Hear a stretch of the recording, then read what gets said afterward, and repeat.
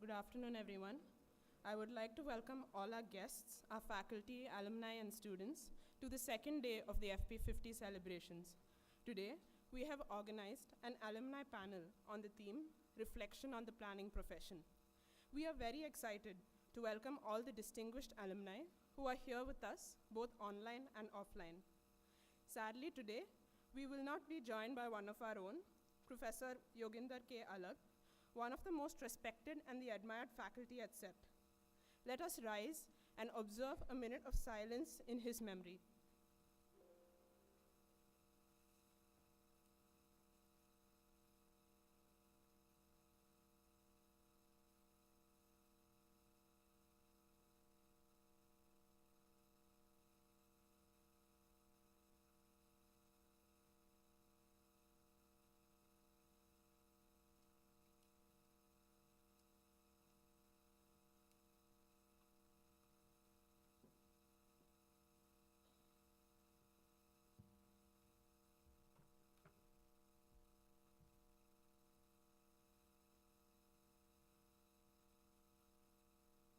Thank you all. Please be seated.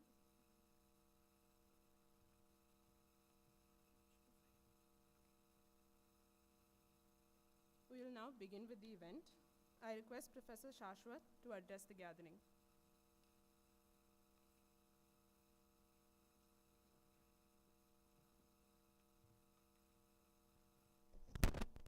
Good afternoon and warm welcome.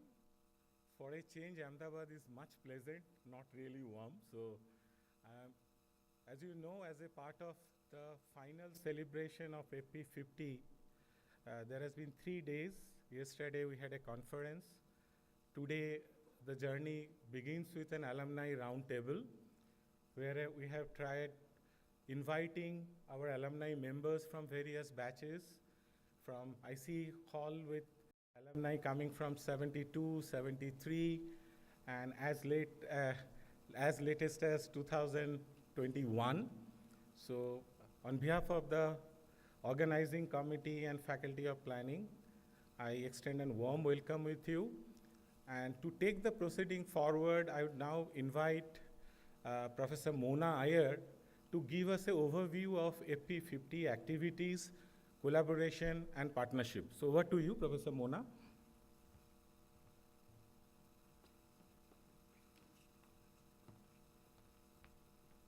Thank you, Shashwat, and very good afternoon to all of you.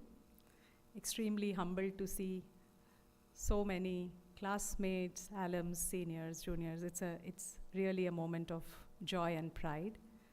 And today I take this opportunity to walk you through what has been happening at School of Planning throughout the year. What did we do? What did we do over a couple of recent years?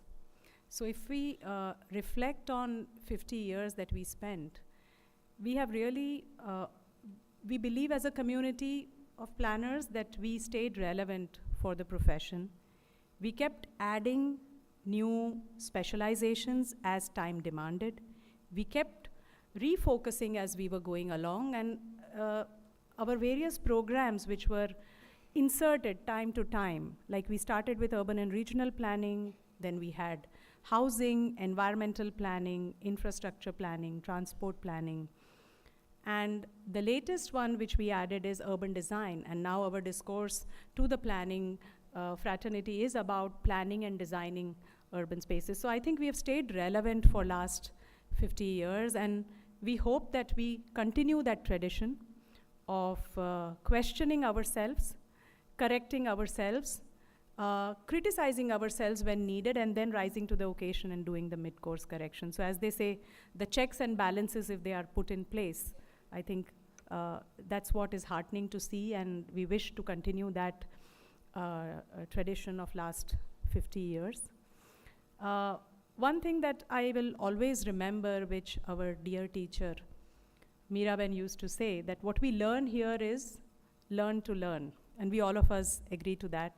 Maybe we are not taught everything over here that one needs to know in the professional world, but something that we are taught here is the ability to learn new things, have a very original thought on it, have a criticism on that, which not all of us pick on, but some of us pick on.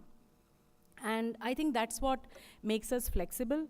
To a large extent, I think Faculty of Planning has defined what urban planning is in the planning discourse in the country by introducing these various specializations, which were later followed by other schools also. And I think this is what we need to celebrate today, this diversity that we bring on board, diversity of the roles that our planners play, from the traditional statutory plan making to projectization of ideas, making implementable projects, making the projects work on ground, be it transport, be it housing, be it infrastructure, be it urban design projects, making them all work on ground. And so the whole idea of planning, about planning for people, planning keeping in mind various environmental considerations, which is at the core of what we teach here. So very, very humbling to be here amongst all of us, having been one of you, to be here and celebrate this moment. And we will be meeting. We met yesterday. We had such wonderful deliberations where we had our planners present the implemented plans and projects and ideas and things that are happening on ground. And today also we will hear so many alumni who are working on different trajectories, different areas. And tomorrow we will listen to our teachers. How did they envision our programs from time to time, the pedagogy, how they inserted various aspects like governance, economics, statistics, right from the beginning, carried it through, moderated it in between. So all of that we will deliberate tomorrow. And post-lunch, tomorrow we will have the younger alumni who have graduated in last 10 to 12 years. And what are they doing in their profession? And we'll hear from them. It's called Pecha Kucha. My friend Rutul has curated that. And it is like a TED Talk kind of thing. So I'm excited to see what we roll out together on that. So that's the plan. And besides that, lot of informal chai pe charcha outside today evening. Today evening, after this event, we will gather outside. We will have cultural programs put up by current batches. We also have one of our alums performing today evening. He has taken on music as a profession after doing planning. And he creates music around water, around various traditions of India, all of that, and he will perform. And probably he will be joined by some alumni who may want to do extempo performance. And then we will have Garba together, which is our tradition. So this is what we planned, and whatever else you suggest as we go along, we will take on board and go along. I think the laptop has given way, but I wanted to talk about, while they fix, I will just talk about it. So, is one mic? No. Okay. So, over last 1 year, not 1 year, in fact, okay, I think I better wait.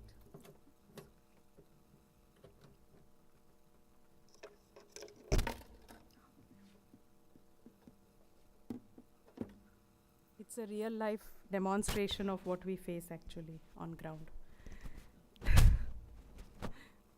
Okay, so over last few years, we have developed this culture of publishing within Faculty of Planning. That is something which we have taken on in a very focused manner for last about 7-8 years. We've put together some publications which go out as teaching material, because so much of wealth of knowledge that we generate through our studios otherwise goes unnoticed. So many of it has been put into form of books, publications, which I'll walk you through.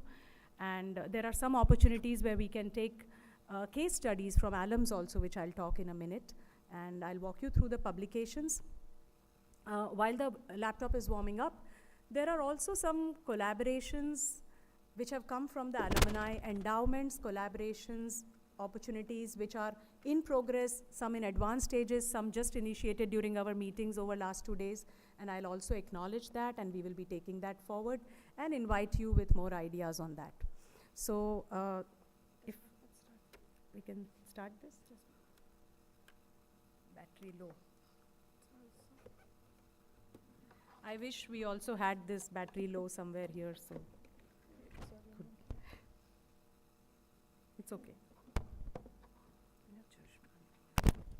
It's okay. It's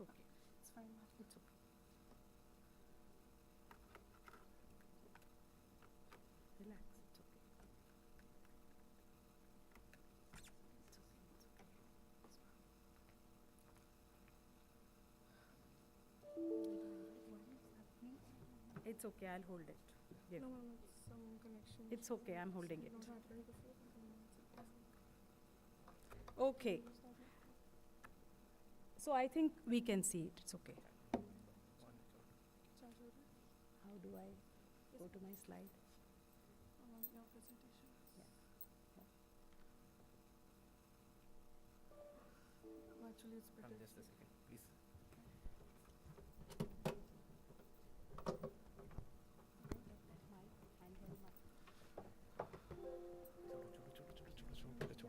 You can set it up.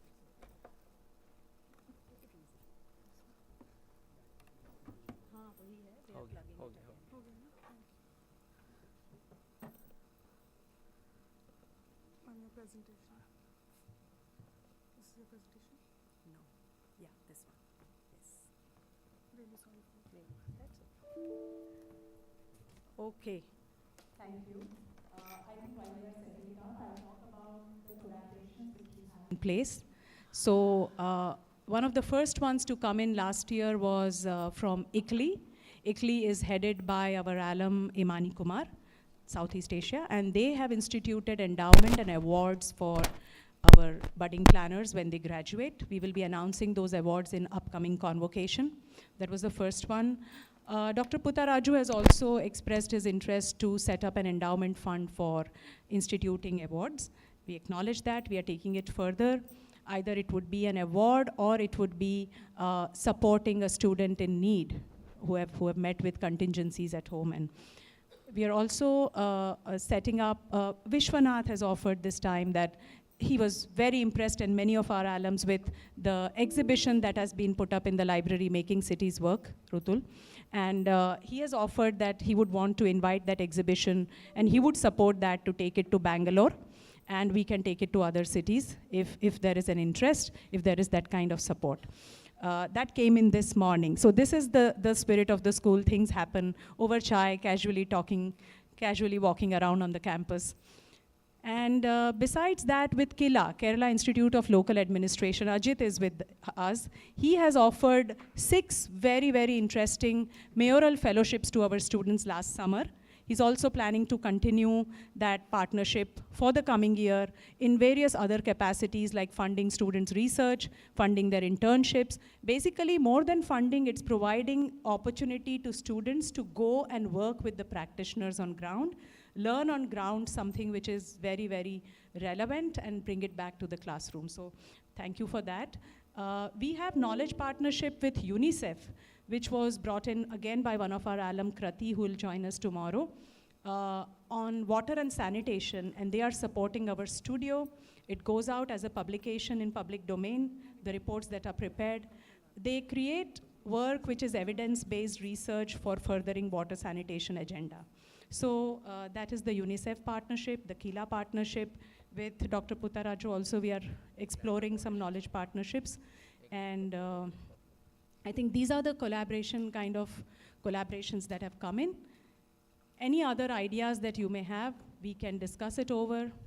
The leadership at the university is extremely supportive and welcome of these initiatives, and we will be able to roll it out or put it in place at the earliest.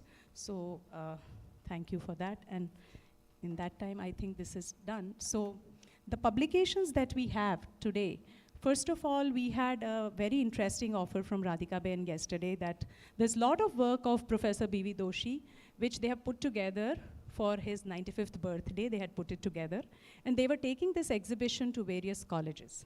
So they decided to bring it here to CEPT today and tomorrow. And all these publications are available outside. We have 2 of our colleagues from Sangath who have come in. And the publications are available at discounted prices, but more than that, it is some of the publications all of us have seen also before. So that's in place.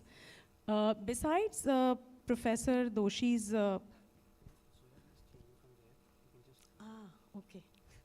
I thought it changed automatically. So besides Professor Doshi's work, we also have a lot of publications which have come out through CEPT University Press. The university press is extremely active, very good publications across various departments.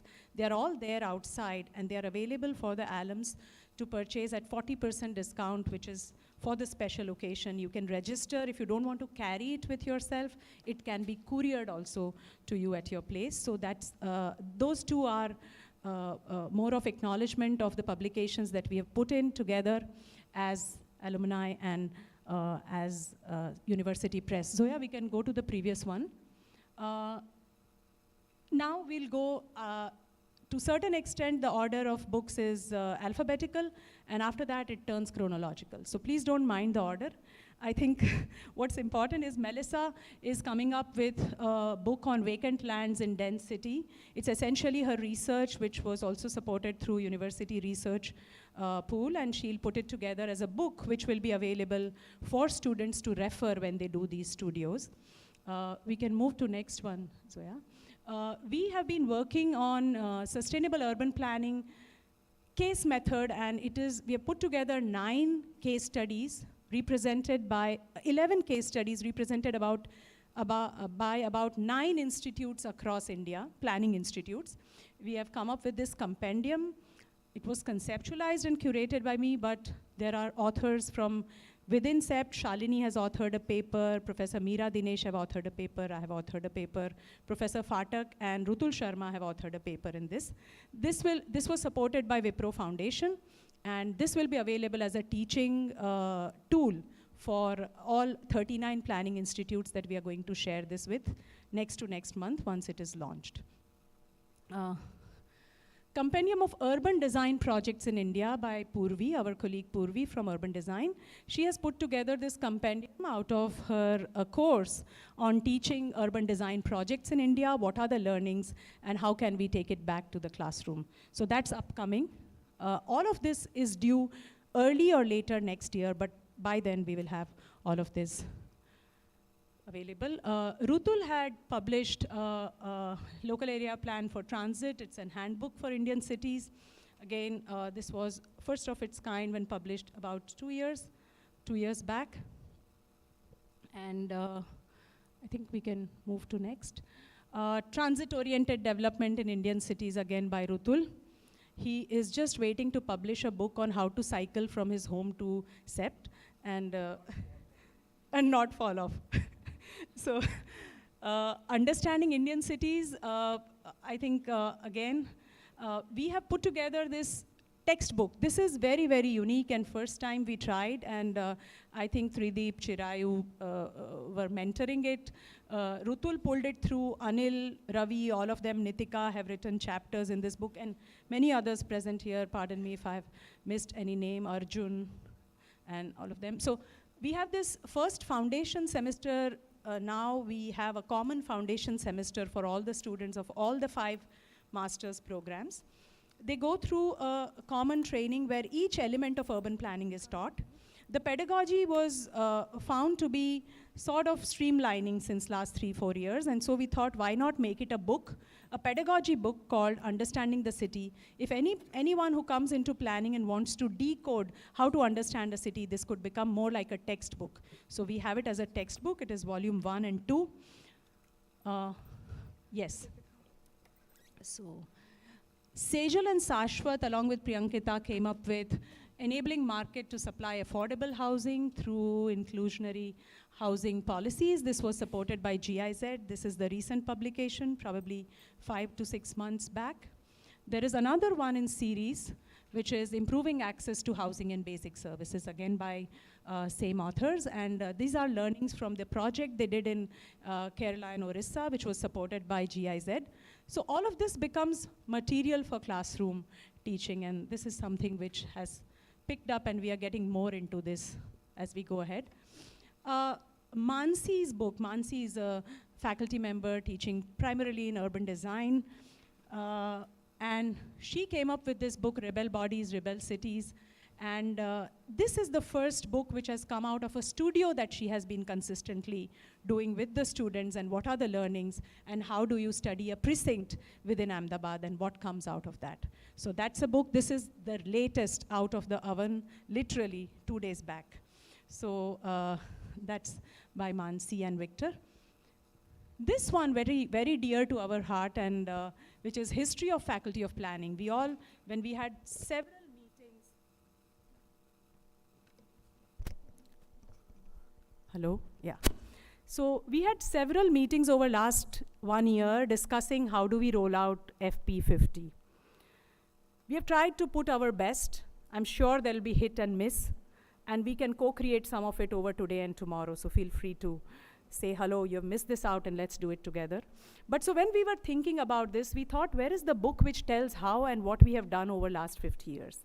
And we started pulling out the information, and one person which we must acknowledge in this is Devanand. We all know Devaji. And here comes a soft copy file from Devanand saying that this is everything that we have done at School of Planning, as who all were teaching here, who all were present here, what courses did you teach, what did you do, all of it he had. He retired during COVID, just before COVID. We have invited him, probably we will see him tomorrow. But, and then that was the beginning of this book. And we said that we need to make this into a book. Then we interviewed the past deans when we had Reflections program in August. We interviewed them, we took their oral history, because till now it has all been oral history and narration. So this is an attempt, a modest attempt to begin. We will improvise on this as years go on.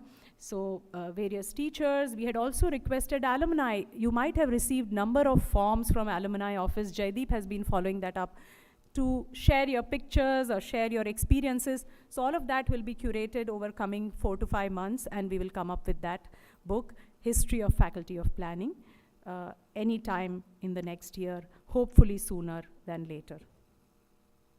Urban Planning Case Studies. This is the upcoming book which will be anchored by Sejal and Shalini, where we are going to invite case studies in urban planning. Largely, as a beginning, we have thought of faculty members at planning, because that's what we do every day. We teach and we write little bit, we teach more. So I think that's the idea, to put it together. But then we thought, why not roll it out to the alumni? And if there are any case studies of projects that you have worked on, you want to make it a classroom case study, share it with us. All of these are going to go through a vigorous process set up by the university press of review, etc., and then it will be probably ready to publish. So this is an aspiration that at the end of 50 years, ideally we should put out 50 case studies as Faculty of Planning to the planning fraternity in the country. So that's then effort that we are working towards. Professor Vidyadhar Phatak, I think all of us in planning fraternity know him. He was the Dean of Faculty of Planning for last 3 years before I took charge in 2020. He was also with Mumbai Metropolitan Development Authority. He is an authority on India's urbanization and planning subject. He has authored a book, it's upcoming. This is a placeholder cover page, but it is coming up anytime again next year. So, yes, I think that's it. So these are publications and collaborations I talked about when we were setting up the laptop. So this is where we are most welcome to share your views, your suggestions to take this forward. Thank you very much. And I would now invite Professor Tridip Surud, Provost of the university, to give opening remarks. Opening remarks because it's a strange title, because we thought yesterday was the conference and today is really when most of the alums have congregated because of a weekend, and so it's really an opening. So pardon us for that, we couldn't think of better title, but your talk is important. Thank you.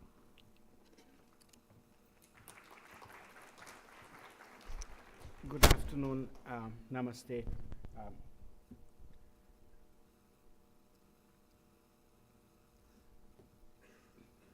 I've been trained in political philosophy, political theory.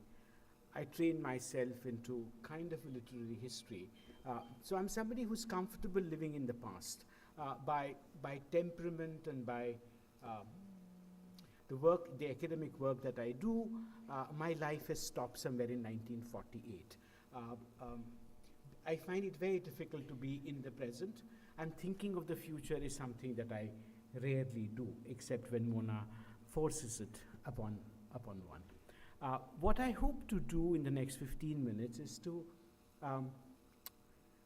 speak of the challenges that I, as a complete outsider to the domain, to the profession, but as somebody engaged with the future of India, with the present of India, and probably more the past of India, thinks as to how some of these things might pan out. The academic work that I do really is about what I call knowledge systems, as to how certain kinds of knowledge emerges, what is the trajectory that it goes through, what are the possible reasons why knowledge forms develop in a particular way, the forces that they act upon us, and what is it that forces changes in them. Two knowledge systems that I'm deeply engaged with. One has been the idea of modern knowledge. Modern knowledge, which began for us sometimes in certain traditions in 1834, in certain other traditions, if you're thinking law, 1774, certain other traditions much later, and how do they go? The other thing I've been engaged with is the nature of Indian state and our relationship to Indian state, because that is something that has been evolving. It was of a different kind in the 19th century. 20th century gives us a different kind of a state. Post 1948 is one state. After 1951, a different kind of a state, because we have a constitution and we become a different kind of a being. So that's what I do. It necessarily involves reflection on the state of knowledge. For example, when I was a student trying to read political philosophy and reading literary theory simultaneously, if you went to an English department, and there was to be something called an English department which taught in Gujarati, but there was an English department. And they taught you what was essentially British literature, essentially. Right? So you had this strange thing, a young woman or a young person coming from Rajkot or Baroda or from Ahmedabad, suddenly being taught Edwardian poetry, and you didn't really know what was it doing. There was self-criticism in the department. It took 15, 20 years. And the nature of literature that is being taught in India has undergone a complete change, even in what is called English departments. You begin to teach Indian writing in English. You begin to teach translations. So the nature of the discipline underwent a deep change, and therefore the knowledge about literature changed. And that's really what I'm going to try and do as to what's happening to our relationship to the state, which will have a direct impact on what you do as planners, we do as teachers, and what institutions do as structures which award certain kind of recognizable degrees or diplomas. If one were to look at what's happening, is that the nature of Indian state, and I'm now focusing on Indian state, I'm not looking at the nature of the Russian state or the Turkish state or the American state, but the nature of the Indian state is undergoing a tremendous transition. What is happening? One, that there is a deep questioning happening about what we call the eminent domain of the state.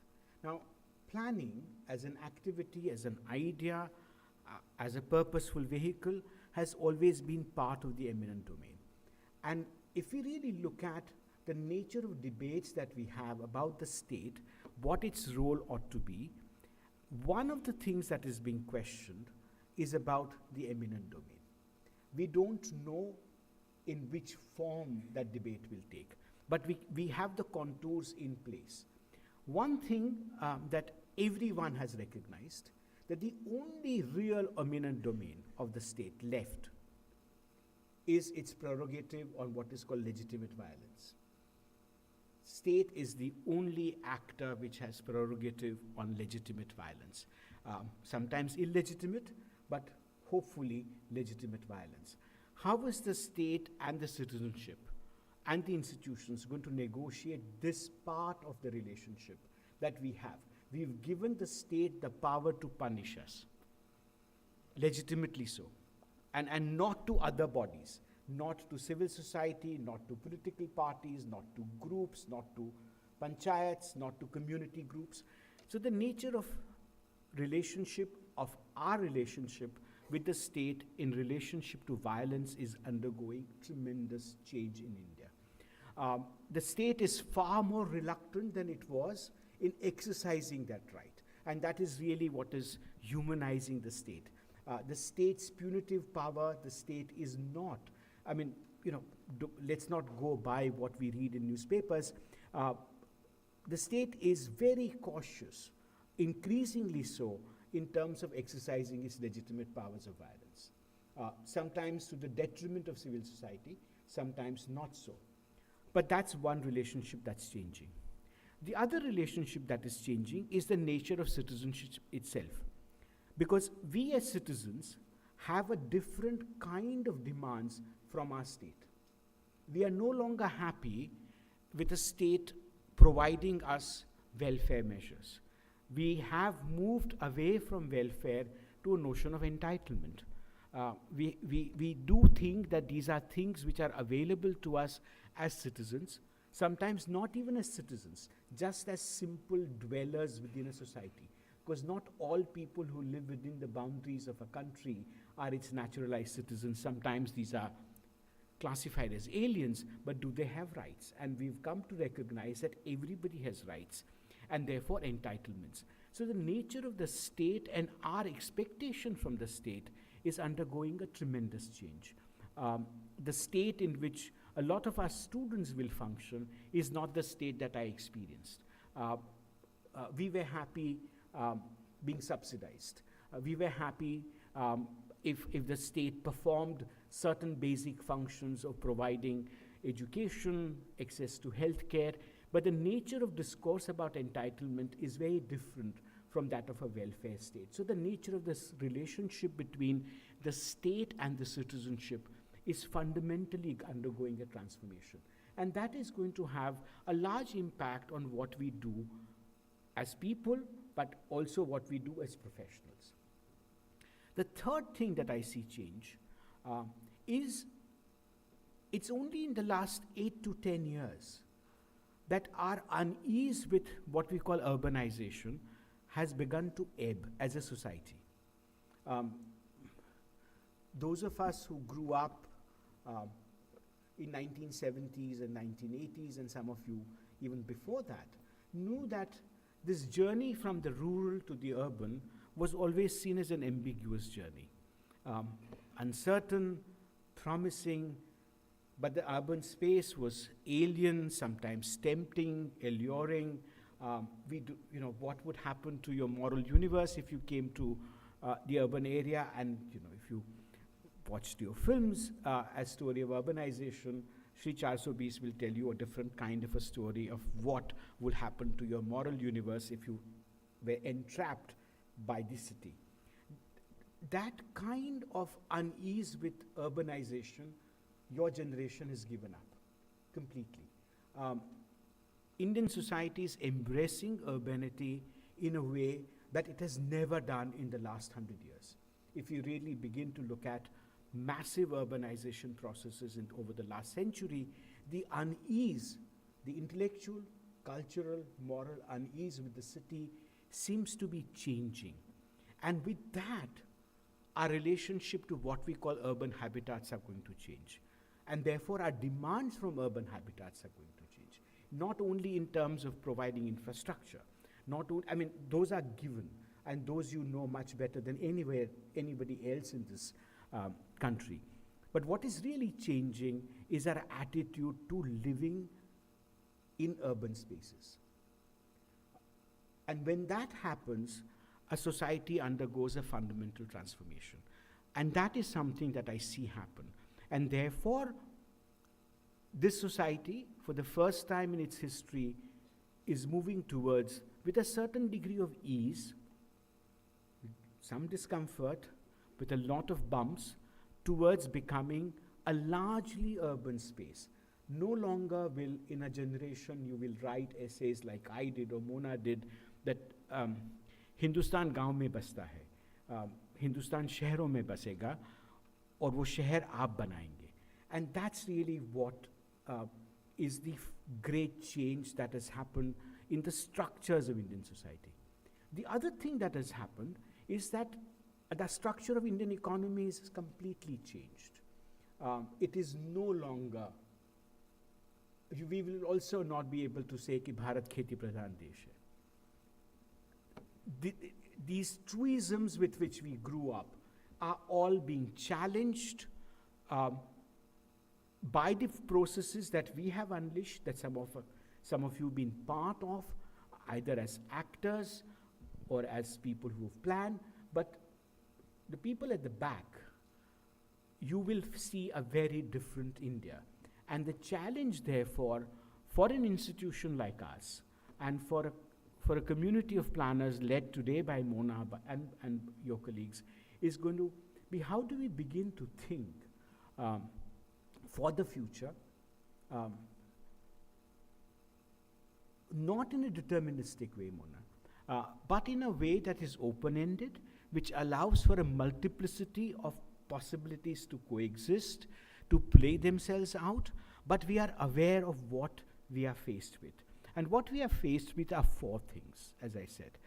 Our nature of relationship with the Indian state is changing. Our relationship as citizens is changing. The nature of the state itself is undergoing a transformation. Our relationship to the urban space is undergoing fundamental transformation.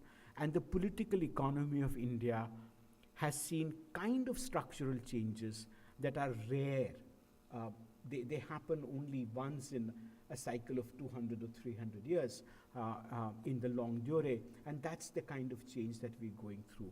So the profession, but more than the profession, the pedagogy, and what you outlined for us with little help from the computer, but what you outlined for us really is that challenge as to what form of knowledge we produce, and how do we communicate that knowledge to our students and also to the community that we are part of. And that I see as a fundamental transformative challenge that the faculty faces in the next, let's say, 25 years. So when you do FP75, I think the nature of discourse will also have to take into account what have we done on one of these four or all four vectors. We know that as an education institution, there's not everything that we can do. And I think it's an unfair expectation to have that all institutions provide answers to all problems.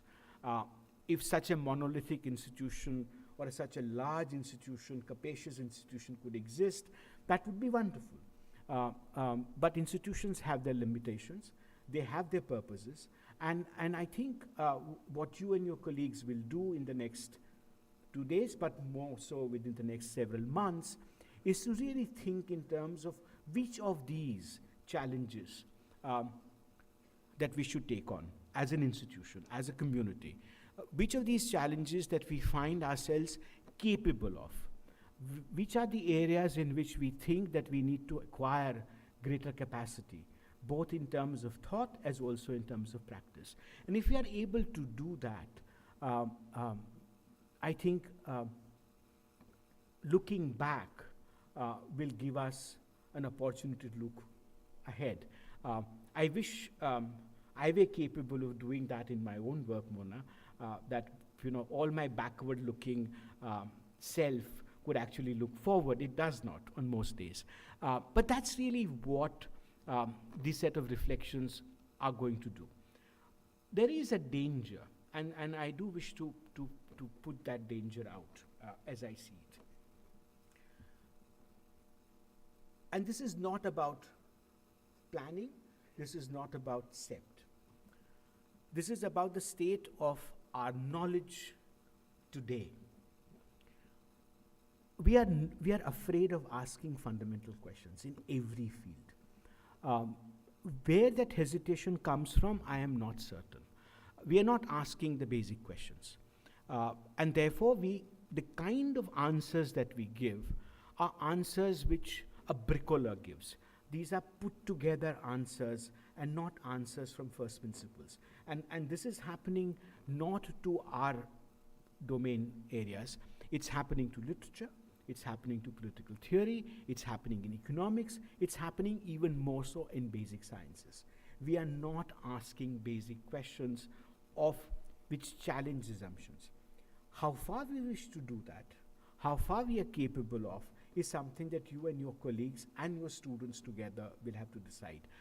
Because in absence of being able to ask a fundamental question to the profession, to the state of knowledge, it's not to an individual, it's not to a particular set of people, but to a way of thinking and way of doing things, we might still find ourselves floundering. Floundering not in terms of a directionless, but we still would have a sense that maybe we didn't ask the questions that we needed to ask. And I think a community like yours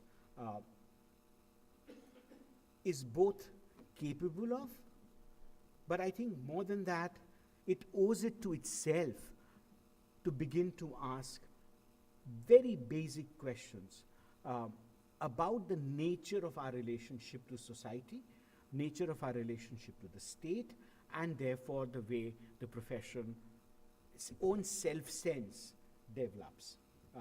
Each profession has its own sense of what the self is, and that, I think, is fundamental. And one of the things that I think you should actually add to your 50-year book is how the profession has viewed itself. This self-image, and not just in terms of a projection, but the way we understand ourselves, the way we communicate that understanding to ourselves and to others, is of fundamental importance.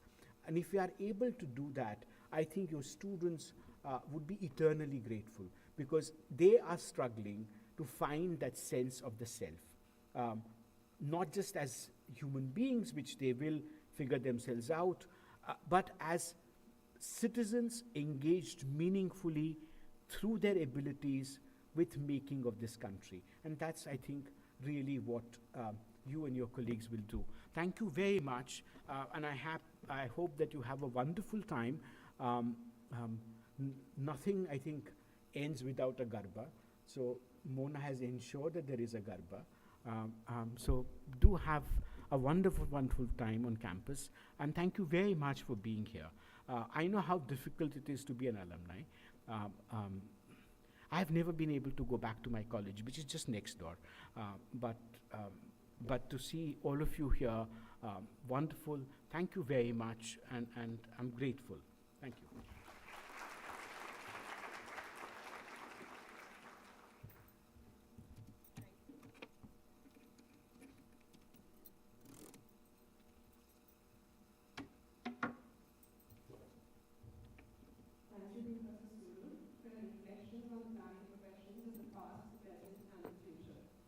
We will begin soon with the alumni panel discussion after addressing a few technical difficulties. Kindly bear with us for a little while longer.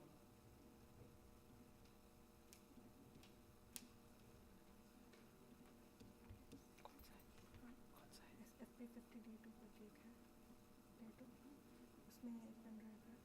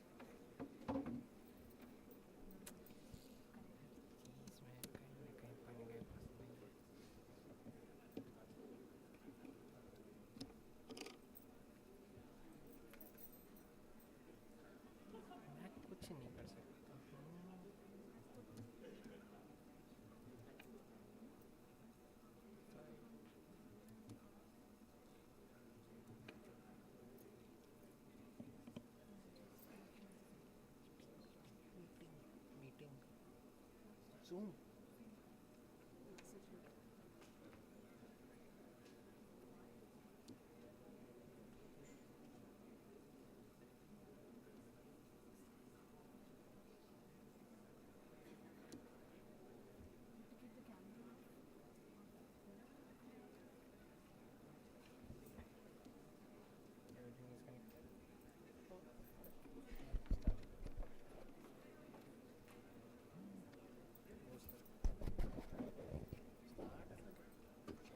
Thank you for your patience.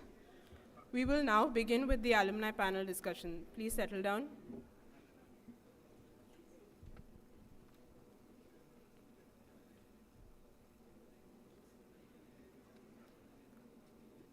We will now begin with the alumni panel discussion.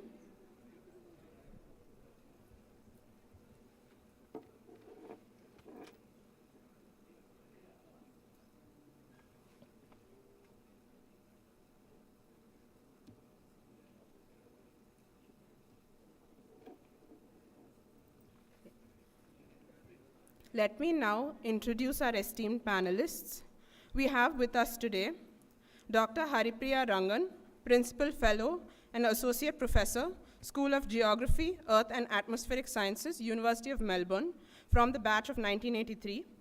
We have Dr. Ajit Kaliyat, the Urban Chair Professor at Kila, batch of 1999. We have Dr. Pankaj Kumar Sampath, the Associate Director at IDEC Bangalore, batch of 2009. We have Ms. Charul Barwada from Loknath Foundation, 93 batch. We have Mr. N.K. Patel, Real Estate Developer from the Sunbuilders Group from the 93 batch. We have Mr. Jairam Panch, the Managing Director of Turner International from the 1993 batch. We have Ms. Bindu Nair, the Principal Planner of HCP from the 1998 batch. We have Ms. Sangeeta Raghuram from PwC India of the 2007 batch. Ms. Neela Munshi, retired Additional Chief Town Planner in the Government of Gujarat from the 1982 batch. We have Dr. Puttaraja, the Consulting Planner of UNEP from the 83 batch. We have IAS Sagar Sethia, the Additional Deputy Commissioner of Ferozpur from the 2013 batch. We have Mr. Imani Kumar, Deputy Secretary General of the ICLEI, 92 batch. We have Mr. Prabhas Sahu, Project Administration and Portfolio Management at ADB from the 2000 batch. We have Mr. Aragya Sinha Roy, ADB from the 2003 batch. And we also have Mr. Harpreet Singh Arora, the Urban Advisor from the 2006 batch. We request the students to felicitate our speakers today.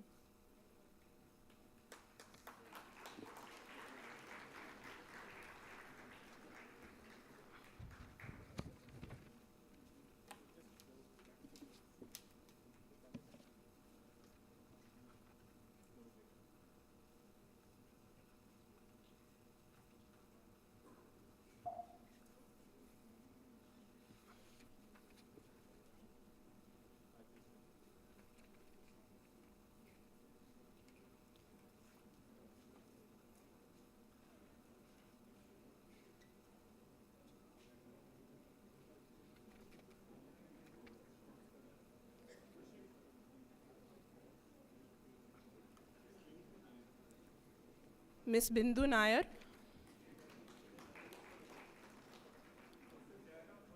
Mr. Jairam Panch. Mr. N.K. Patel. Yes.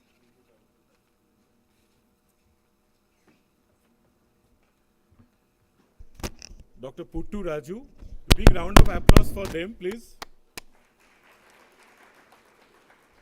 Ms. Neela Munshi, Sangeeta Raghuram, very colorful, happy seeing Harpreet Singh Arora, and there Charul. Big round of applause for Charul. And Sagar Sethia. And we keep changing his graduation batch. So we are making him younger, so I think he should be very happy. Also, thanks to all our panelists who are joining online. I know you have been waiting to join from Manila. So thank you very much, and we'll be holding your bag when you come to our campus back. So thank you very much, and because of some online, offline issues, what we'll do is that I'll first request our online panelists to make their presentation, and subsequently we'll invite our on-dais physical panelists to come on dais. So first, a message from Dr. Haripriya Rangan. She was here, but since she has a travel today, so she has sent her recorded message. So I request you to play message from Dr. Haripriya Rangan. And 3 of our panelists are waiting, 2 of them joining from Manila, and Imani Kumar from Chennai. So since they are travel and they have been waiting, so I would request them to speak out first, and then we'll proceed with our. So may I request to play from Dr. Haripriya Rangan, please?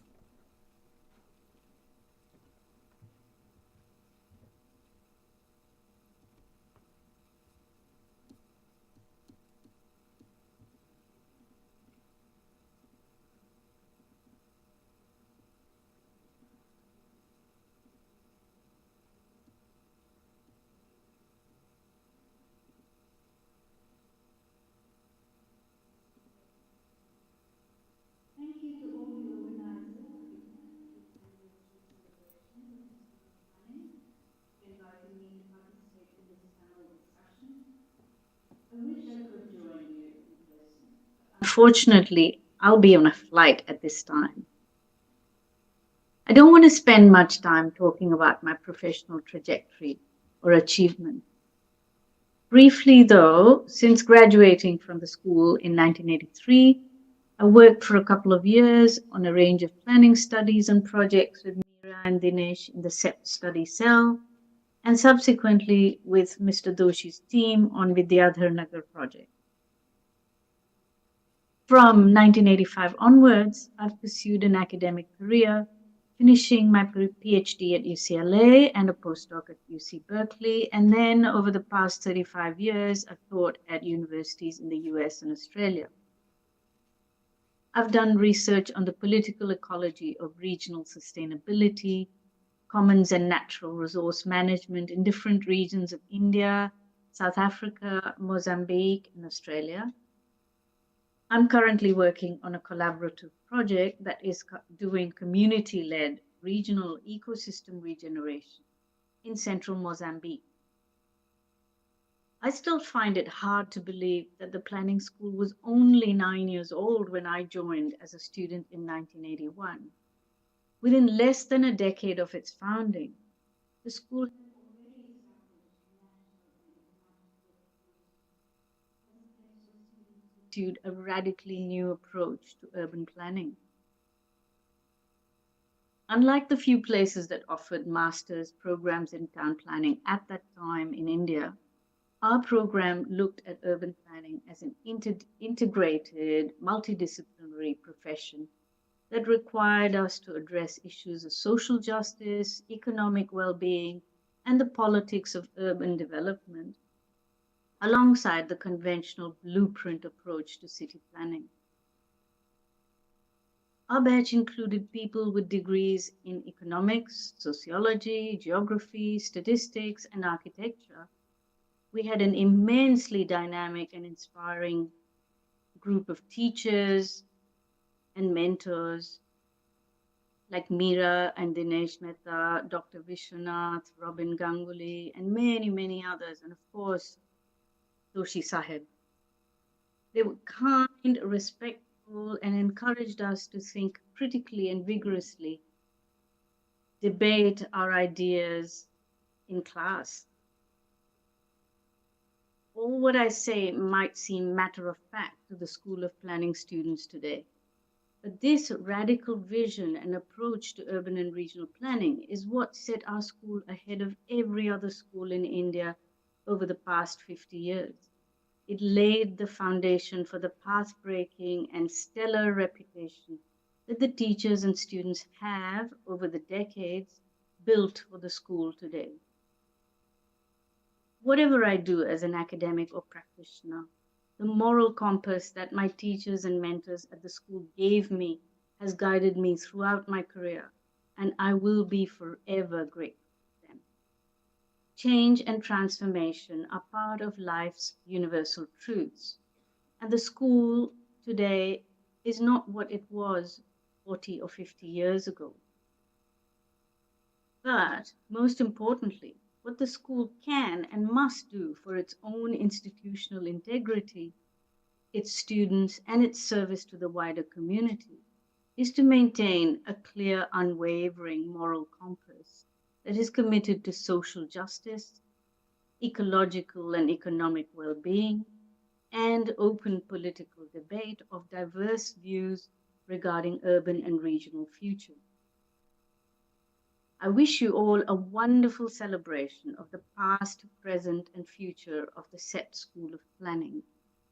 Thank you.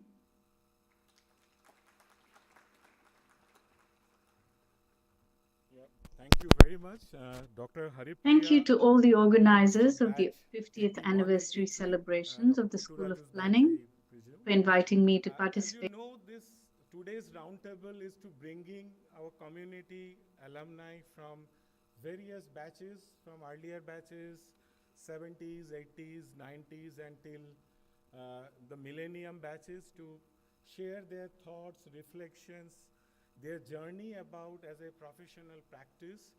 And as I was, before this event started, I was discussing with Nilaven, and she was mentioning how they started planning, you know. So there's no computer, there are days where you will write down, sketch, they will go use the computer in some neighboring institute, till today when everything, you know, you can do with InDesign. And so this is the journey, this is the reflection we have been hearing. The idea is to bring together a set of, you know, alumni panel members to reflect, but also to entice all of you to join in this conversation today. Because when we are at 50, we are not only celebrating the past, we are also celebrating our journey. And this journey, I mean, whether it is a professional journey, personal journey, and as you see that the whole range of, diverse range of our alumni working in the diverse field. And I remember, I mean, few years ago when the smart cities were going, and in Pune, one big consulting firm, it written a banner saying that Pune smart city powered by so and so. And secretary, a very senior level officer, he was smiling and telling that it is not this consulting firm. You know, most urban mission today is powered by graduates from CEPT University Faculty of Planning. And that's, you know, that if you look at them today, whether it is Swachh Bharat Mission, whether it is Asian Development Bank or statutory planning process, some people call us CEPT Mafia, but we are always there. And the change, the diverse culture, and it's a very interesting experience, personal anecdote few months ago. There was a large conclave happening in Surat. Anil, Roy, Sejal, and few of us were there. And almost all room you go, you see one FP alumni is conducting something. Either they're presenting, either they're, you know, moderating. And in between those hectic times, they're coming and say, Sir, hum log lunch pe milte hain. And when everything was done, and during lunch, there was only about half an hour or 30-40 minutes, we see within no time, we see almost a gathering of 15-20 people came together, and their colleagues who were from other planning school, she came and told that what kind of relations you and your faculty and students have. You know, because coming there for a photo of for 20 minutes means those people will miss their lunch. He said, I saw SPA faculty, we just greeted them, hi, but there was no such kind of camaraderie that we can come together. And that's what whenever we see, whether it is Delhi, whenever any platform, we keep talking about wherever you go, you are never far away from a FP alumni. So that's the spirit of our coming together, and that's what we are celebrating today. And today, the way we have structured, we have invited invited several batch members to share their journey. But the idea is to that so that we can create a kind of a conversation. And I see diverse batches from as early as batches from 72, 73, 80s, 90s who have come together. So we'll have a kind of an open forum. Since two of our colleagues are waiting, I mean, it's late in Manila time. So I request, first I'll invite Provost Sahu. He works with the Asian Development Bank. And Provost, if you could share your thoughts, your journey after you completed your environmental planning at CEPT. So over to you, Provost. So thank you very much, Saswat, and you are very, very kind to us always. And in my journey, actually, I have never followed his instruction. When I started my journey in CEPT, actually in 1998, he was very strict actually. At that time, probably he was also a new faculty there. So he was very disciplined that time. But CEPT, that from that time onwards, actually, I have never followed his instruction. This is probably first time I'm going to follow his instructions. What he has said that he has just given us 5-10 minutes actually to say something about my journey over last 22 years actually, or maybe 24 or 25 years now.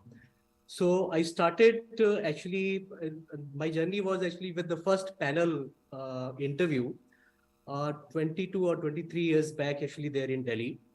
I came in that panel interview with my engineering background, and I have no idea at that time. I had completely no idea that what planning is all about. So initially I was very, very actually skeptical. Actually, in fact, Shashwat knows that I was not attending some classes. So I was not able to realize actually what is the importance of the planning, the environment I have been given actually that time. It was tremendously beautiful, very, very powerful. And during my journey, actually over last 22 years, I realized several times actually, I was coming in the CEPT actually with academic rigor. But CEPT has given me beyond rigor, actually, apart from academic rigor, many more things actually which are beyond academics. So starting from 1998, I passed out in 2000. My first job was with Montgomery Watson Harza. I think Mona is here. She was my senior in Montgomery Watson Harza. And I was in a very, very safe hand with a lot of CEPT guys actually here and there around the professional arena. So I started career from Watson, Montgomery Watson. Actually, I was recruited in Watson through a campus interview. It was probably an accident, and a very, very beautiful accident, because my job has taught me very many things. I had gone beyond actually my engineering skills, and that training and grooming what I have got from CEPT helped me tremendously there. My second job was a very small stint with Wilbur Smith Associate for just 7-8 months there. And then I joined Tata Consulting Services. I was there with Tata Consulting Services for almost 4.5 years and joined ADB. And since last almost 13 years, I am with ADB now. So my responsibility in ADB has been changing. Actually, I joined portfolio, then I was mission leader of transportation project. I have worked with many disaster related projects also. Right now I am in Manila, and my current designation here is, please correct in the write-up also. I am project management specialist here, looking after South Asia operation. So whatever investment, grant, loan we are having in South Asia operation, I'm supposed to monitor that. I'm supposed to report the result of those projects actually to the management. That is my current responsibility. So Shashwat, I have not taken more than that time what you have allocated. I'll stop here. Thank you. Yeah, for a change, you listen to my instruction. Thank you. Let me now invite Arghas Sinha. He is the Principal Climate Change Specialist of Asian Development Bank, Manila. Argo, over to you. Thank you, Shashwat sir, and very good afternoon, everybody. Very happy to join this conference. First of all, I would like to congratulate the Faculty of Planning. I think both the teaching faculty as well as the non-teaching faculty, I think it's incredible what you guys have done in the last 50 years. So ever grateful for that. You know, the question of a journey makes you feel a bit old. So I will try to keep it very, very short over here. I graduated in the 2001 to 2003 batch. And I think in the 19 years, my professional life, has largely been grounded or dictated by two very important events that happened during my CEPT timing, more or less. One was we joined CEPT immediately after the Gujarat earthquake happened in 2001. And to date, I have been largely working in the field of disaster risk management, climate change adaptation, and resilience. So that's the first part. Also, unfortunately, we were in CEPT during the Ahmedabad riots time. And I think if you are a development professional, it is very difficult to separate out your personal politics from the development work you do. And I think these two incidents largely shaped my professional career. So after graduating, I worked for a year with this incredible NGO Abhiyan in Kutch, in Bhuj, working on earthquake reconstruction planning, but more from a socioeconomic side of it, and how do you integrate socioeconomic considerations in physical planning processes. And I think a lot of the things which we were taught in the CEPT studios about participatory planning, bottom-up approaches, when you actually apply on the field, that was an incredible experience for me. And also to understand that at the end of the day, it's the people's voice, it's the agency you provide to the people who are not so privileged is what matters. So I was in Abhiyan for sadly only for a year. I was a bit of an urban snob at that time, and I kind of wanted to move to a bigger city, etc. Then I joined the Asian Disaster Preparedness Center initially for a year in Ahmedabad, and then I moved to their Bangkok office and worked there for about 9 years. And that was an absolute incredible experience to work in more than 15 countries, but really work and making your hands dirty by doing projects on the ground from national to local level. And I really realized during those 9 years the importance that institutions play in a country, the country systems, country processes, how important it is if you really want to make changes on the ground. And then in 2012, almost a little more than 10 years back, I joined ADB and been working with ADB for based in the Manila headquarters, initially on disaster risk management, and for the last 5 years on climate change adaptation.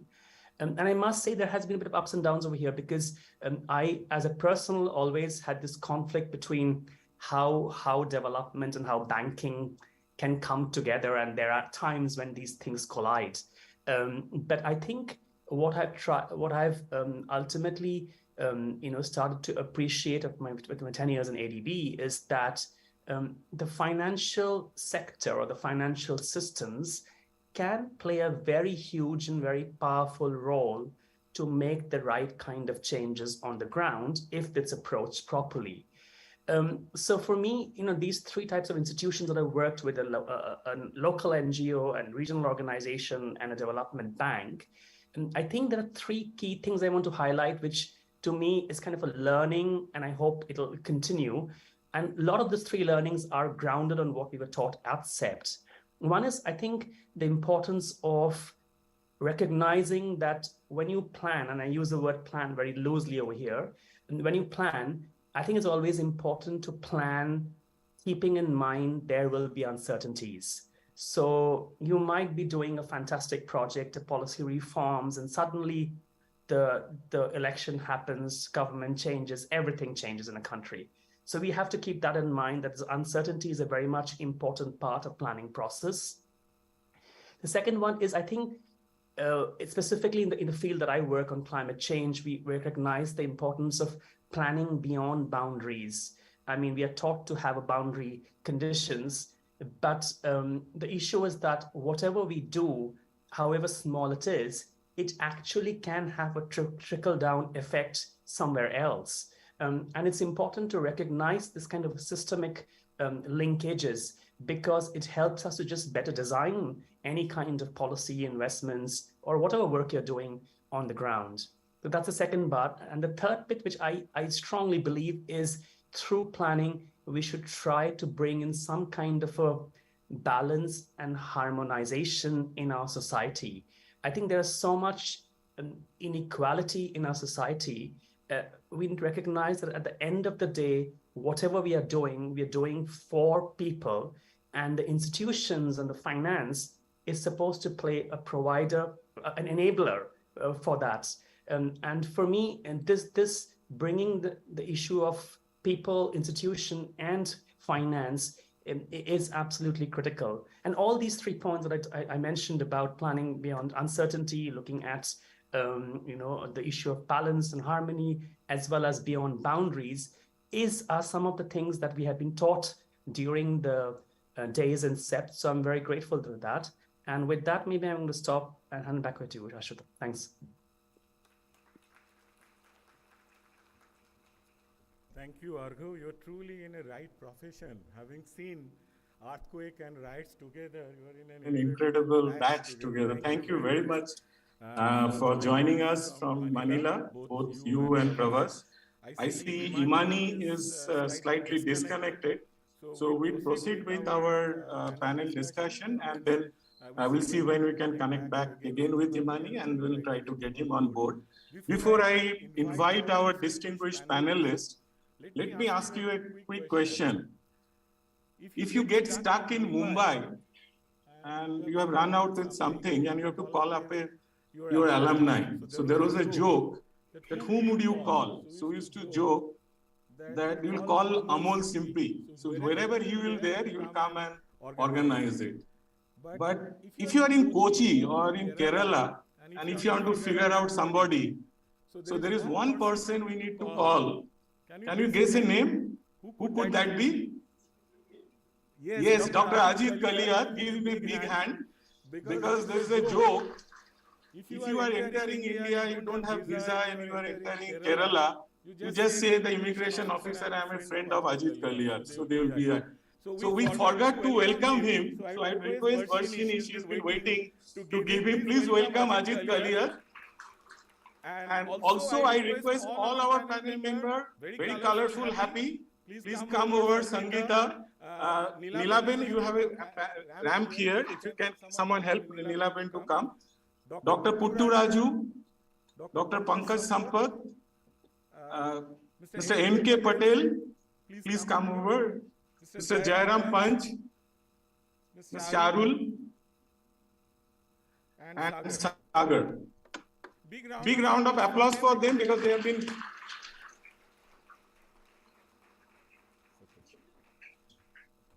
Bindu Nair. I call her MDB. I will explain it later. Please come over.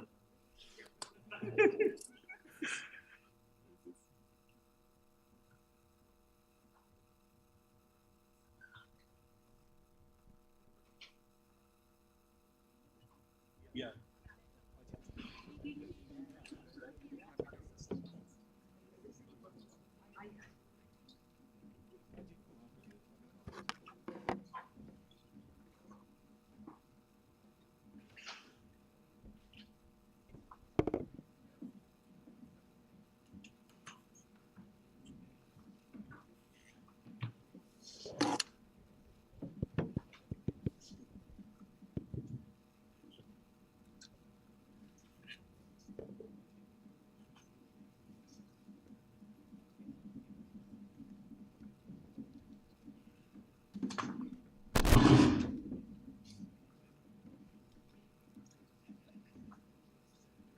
A big round of applause for the panelists again.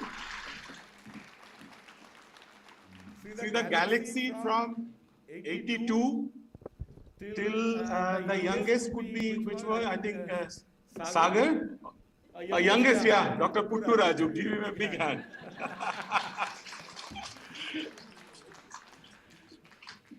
So, you know that we are broadly looking at what planners do, and this is a question we keep asking ourselves, that what does planner do when they graduate? And there are many definitions what planners should do, how they approach.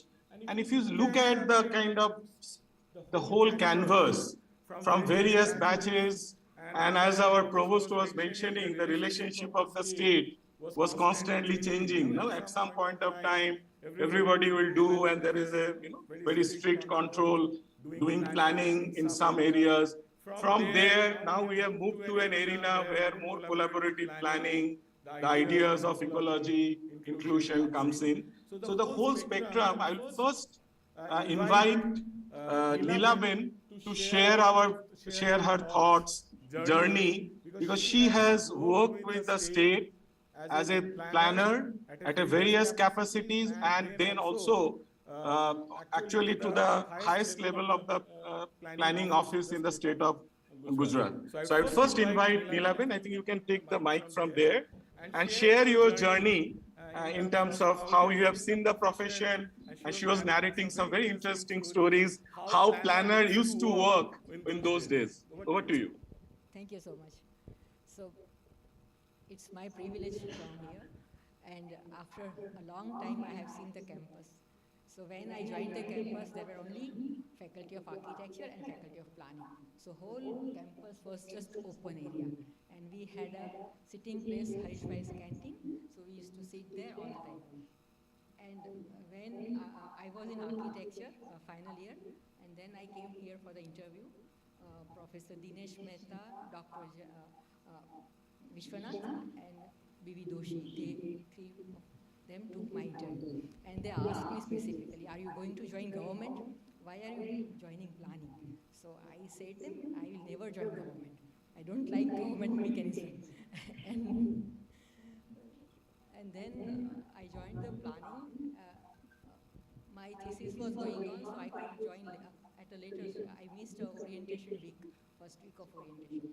So when I came here to pay my fees, then they said you will not get 400 rupees stipend if you don't get first class in the final year architecture. So then Professor K.B. Jain was there. He took my Viva in architecture.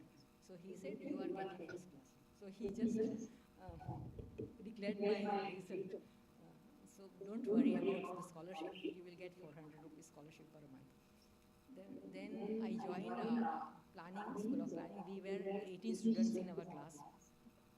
Out of 18, 9 were from Chennai, 2 were from, one was from Kerala, one from Andhra Pradesh, and 2 persons from government deputation. So we were very few, 4 or 5 people from Gujarat. And then at that time, all the things were handwritten. Our thesis also, we have to request Augustine or Devanand to type for us, or either we have to, we used to go to IIM and we find out some typists to type our thesis. We didn't have any computer access, or there was no computer at all that time. So we were going to PRL, and then there was a punch card system. So we were doing that punching, taking punch card and then doing analysis on that. Now the technology has advanced so much. We are doing so many things within minutes that took months for us to analyze. Then when we joined here, everyone was calling by name to the professor. So we started calling Dilesh or Meera ma'am. They said, don't call us Meera ma'am or Dilesh, just call us by name. So it was a new thing for me. Then in MS University, where I was studying, the architecture timings were fixed. So 7 to 3. So after 3 o'clock, the college will close down, the classrooms will be closed down. Here, the environment was totally different. And there was no girls' hostel at that time. So we were staying in a Gujarat University ladies' hostel. So there, the last time was to come to the hostel is 8 o'clock. After 8 o'clock, the doors will be shut. So we went to the Vice Chancellor that we are working here till 2 o'clock, 3 o'clock, midnight. So please let us give permission to enter late in the hostel. So that was, during planning, it was totally new environment for us from architecture, what we have studied in MS University. After graduating in '82, I joined Mr. B.V. Doshi. I worked with B.V. Doshi for some time, and we were doing a project on open spaces, urban open spaces. For doing that project, I was going to meet chief town planner so many times to collect some data. That time, there were no planners in the government department. So he just told me, join us. So without doing any interview, he gave me an ad hoc appointment in the government, and I joined as an assistant town planner there. And in 84, I joined government department, and then from 87, I worked as a head of the office. So I worked as a town planning officer from 87 to 93, then as a head of the office in a district as a deputy town planner. So I headed Ahmedabad district. So in Ahmedabad district, we used to do all government land valuations, then prepare development plans for small towns like Bawla, Dholka. So very small, Mandal, Ranpur, that kind of thing, and small TP schemes for smaller areas. After that, I joined AUDA. In AUDA, there was a wide spectrum for planners, and we used our all planning knowledge and technique in Ahmedabad Development Authority. And we prepared the Ahmedabad Development Plan 2021 and introduced so many new zones, like transit-oriented zone, then affordable housing zone. Then we prepared a comprehensive GDCR, and that GDCR were implemented by government for all the cities of the state. So after AUDA, I joined government. So I was working in Sachivalaya, and then we were taking all the policy decisions. So in government, I have developed comprehensive general development control regulations for whole state. So we divided different cities, category-wise cities, and we prepared the common GDCR for all the states. Otherwise, every DP will have a separate set of GDCR, every town planning scheme will have a separate set of GDCR. So in authority, I had an opportunity to prepare so many town planning schemes, so many development, Ahmedabad urban development plans, and scrutinize so many development plans of the whole state. Then initially the TP schemes were prepared manually. So it used to take so much of time. But now then AutoCAD was introduced, then GIS was introduced, then manual survey was done. Now all total station survey is done. So many techniques and softwares have introduced, and planning has done a very advanced level of planning we could do in the government. So I have an opportunity to plan also and to take policy level decisions at government level. So I thank School of Planning because it gave me a wide experience, to have wide experience in the this field. Thank you so much. Thank you. A round of applause.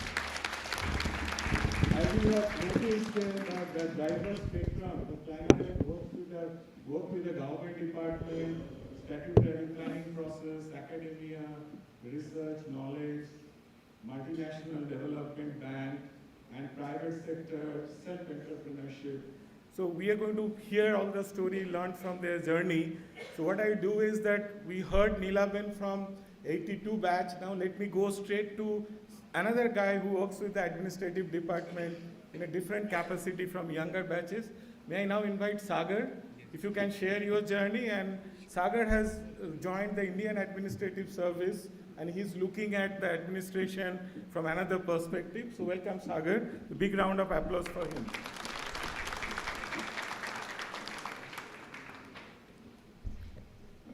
Hello, good afternoon, my dear friends.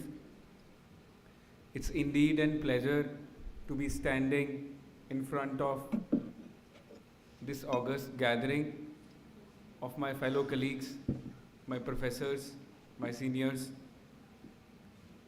Let me introduce myself first.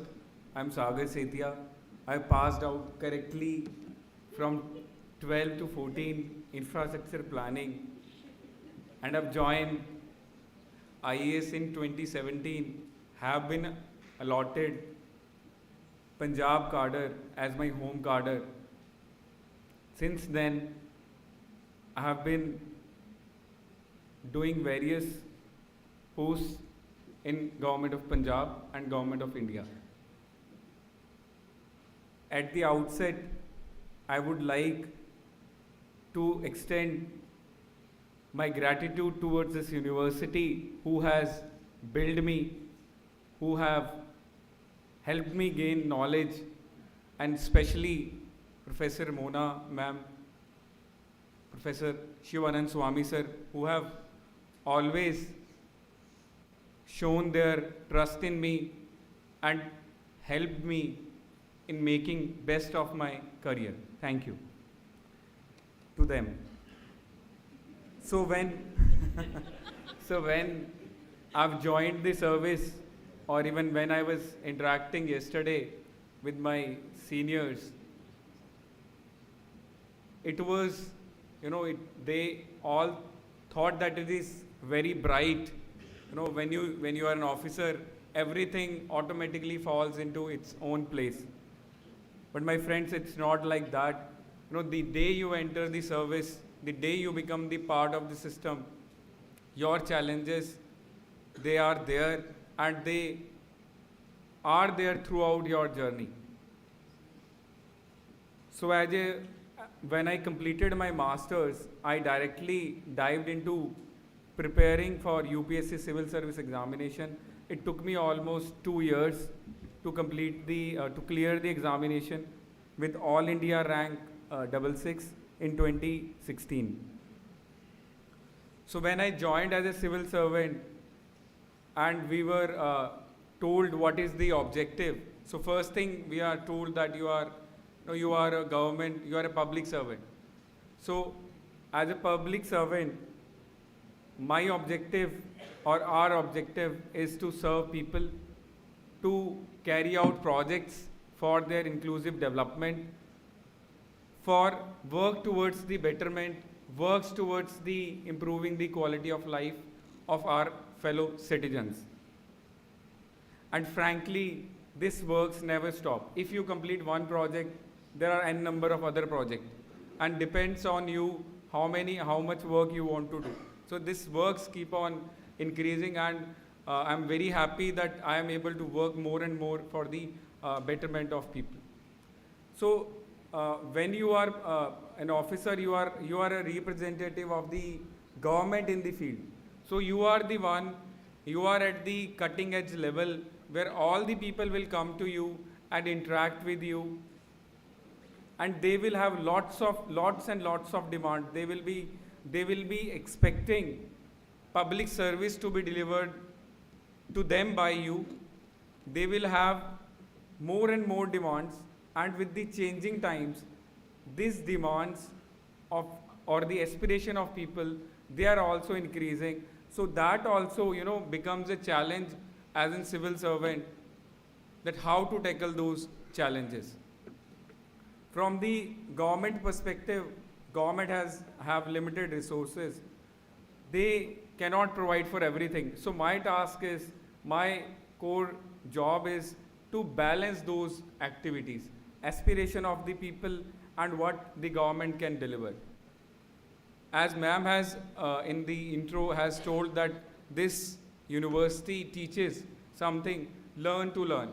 So today, the whole of the administration, the governance has become so dynamic that everyone in the government has to be on toes throughout their career for the better governance and the better administration. Now coming to the what things I have done, I would like to give a little brief of what I have been able to do and what I plan to do. So starting with when I joined the service, it is with the training, and then you are posted in Government of India for 3 months. I was attached to Department of Personnel and Training for 3 months. So as a young IS officer, you are given the task to develop one project. So once you have conceived the idea of a project, that is presented in front of the secretary of your department, then group of secretaries, then cabinet secretary. So I was one among the top 8 out of 180 students or IS officers who were able to present their ideas in front of the Honorable Prime Minister of India. And I would like to give a brief detail about, just in 2 lines about that. So what I've tried to do is that HR is very critical. So personnel is the HR of the whole of the government of India. So we have provided them, I have made a system of a decision support system based on a query engine which help the government by running the query to, to point out the right person for the right job. That is very critical in government. For any private organization, for any public organization, any government sector, it is very important that we have right person at the right job. So it was because our data currently is in silos. We have made a search engine, and I can proudly say that the department is currently working on it, and maybe soon we have this a system in place by the name of Darpan. Now, second project which I would like to talk about is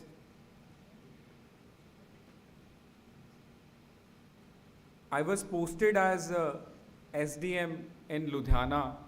So you all remember the COVID days. We of course we used to put masks on, and it was quite a time. No one knew how to deal with it. So in the COVID, we had a very difficult challenge, like how to provide food to the people, how to ensure that there is no law and order situation in the field, because there was a lot of panic. Ludhiana, if some of you are aware, is an industrial town. So almost 10 to 15 lakh migrants stay there. So if you have seen a media coverage back in that time, people started walking back to their places. So imagine people started walking from Ludhiana to UP, Gorakhpur, to Bihar, Satna, etc. So that was quite a challenge, and I was given the responsibility to design a system which allows a very smooth movement of these migrants. So I have made a small video to showcase what we have done, and can someone please play that?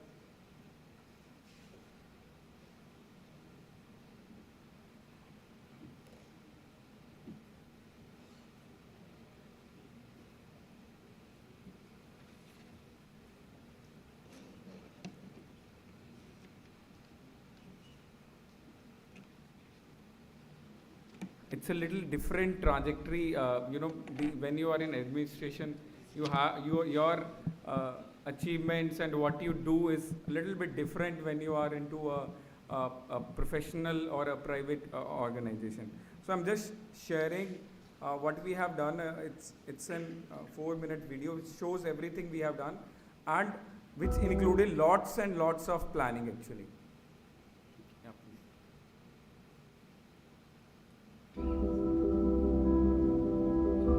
Chief Minister Captain Amrinder Singh has written to Prime Minister Modi to arrange special trains to facilitate the return of migrants to their home states. जिन्हों ने कहा कि ਅਸੀਂ ਜਾਣਾ ਚਾਹੁੰਦੇ ਹਾਂ ਅਸੀਂ ਤਾਂ ਉਹਨਾਂ ਵਾਸਤੇ ਟ੍ਰੇਨਾਂ ਵੀ ਕੀਤੀਆਂ ਨੇ ਕਿਉਂ ਕੀਤੀਆਂ ਨੇ ਟ੍ਰੇਨਾਂ ਅਸੀਂ ਕਿਉਂਕਿ ਜਿਹੜਾ ਬੰਦਾ ਆਪਣਾ ਰੋਟੀ ਨਹੀਂ ਖਾ ਸਕਦਾ ਜਿਨ੍ਹਾਂ ਨੂੰ ਅਸੀਂ ਰੋਟੀ ਆਪ ਦੇ ਰਹੇ ਹਾਂ ਪੰਜਾਬ ਸਰਕਾਰ ਦੇ ਰਹੀ ਹੈ ਉਹਨਾਂ ਨੂੰ ਉਹ ਕਿੱਥੋਂ ਆਪਣਾ ਟਿਕਟ ਲਊਗਾ ਅੱਗੇ The British people will reach the United States with the country in lockdown and the people get stressed. We needed to provide the people to reach home. Over 9 lakh people from Ludhiana wanted to go back to their home states. The initial challenge they faced was to rightly identify people out of each district, and they had no way of bringing it all together.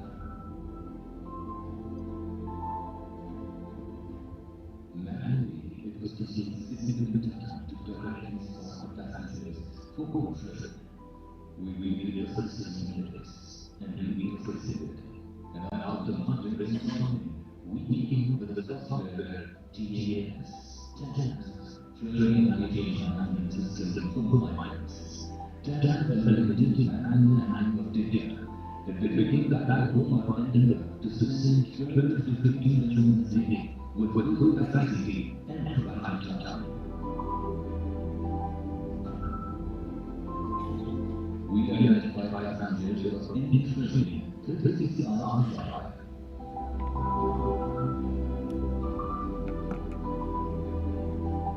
There are 20 more and messages everyone to confirm their travel and inform them about their different time and locations.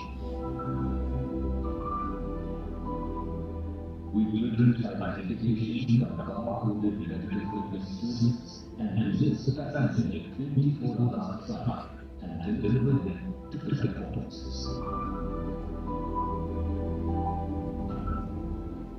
Buses ferry passengers from pickup points to drop-off points daily.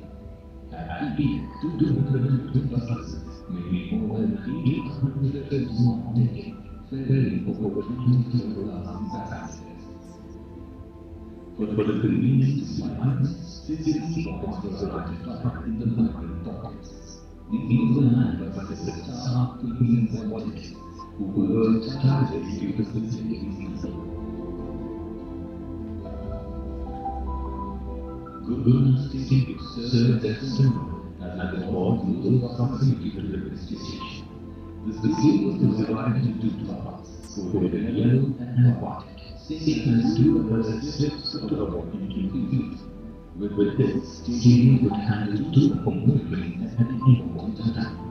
At the end of this, we scanned the barcoded slips, which gave us the real-time information about the number of passengers entered for every train and any further plan. The war room was created at the station for better coordination and allowed us to intervene whenever and wherever required. Necessary infrastructure and facilities were created to facilitate smooth movement of migrants. For medical screening and ticketing, around 24 counters were set, which worked 14 hours a day. The passengers underwent thorough examination and other checkups as per the norms of that department. While exiting the station, hygienic food and mineral water bottles were provided to every passenger. Our satisfaction came from the look of great relief and gratitude on these people who have been braving adversity far from their homes, and with our assistance will see their families into their homes. Teams of number work tirelessly to get everyone to trains while maintaining social distancing protocols. Overcoming this exam task was possible only through teamwork, commitment, and ongoing to cooperative. Accomplishing this task required innovation, both administrative and technological. And moreover, it was written and experienced.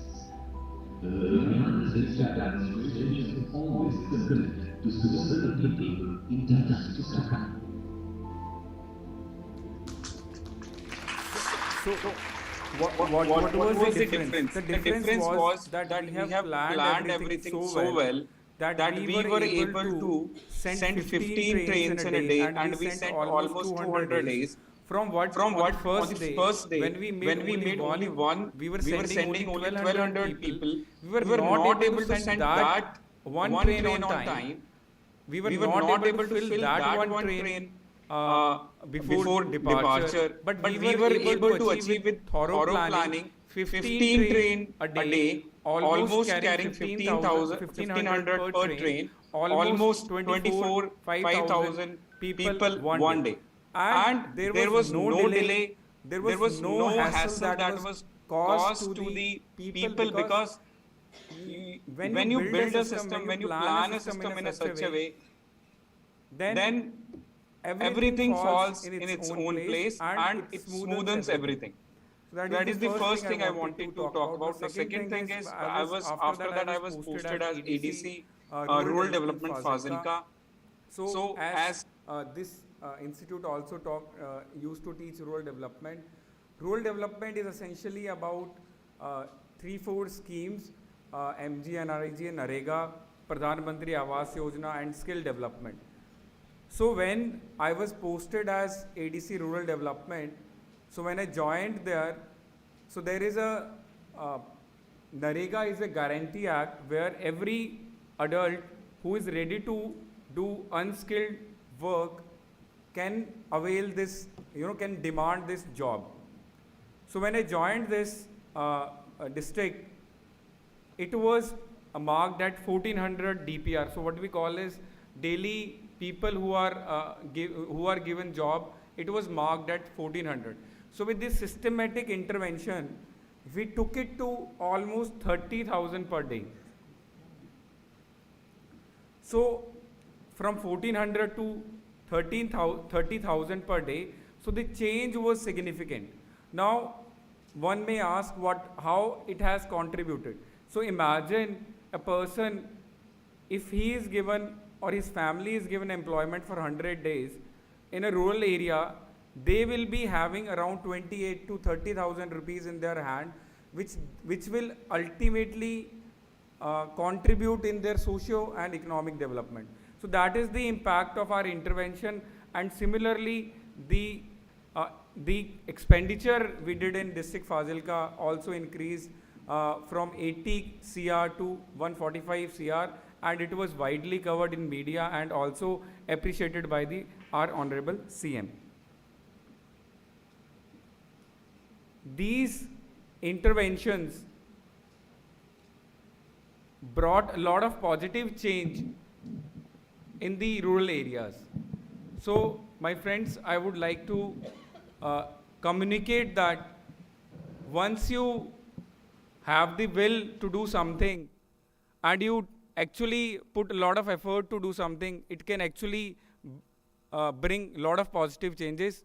And I once again thank this university to inculcate this personality in me. And again, I'm very thankful to Mona ma'am and Shivanand Swami sir. Thank you so much. Thank you. A big round of applause again for Sagar, because Sagar started this journey, and followed by him, we have many more now into civil services with Aparna Ramesh, and two of our colleagues, Samir Kotwal into police and Ami Patel. So we see a new breed of planners who are now venturing into administration, police. So thanks for sharing this interesting video of COVID management. So now we have heard two multinational development banks, one academia, two from the administration.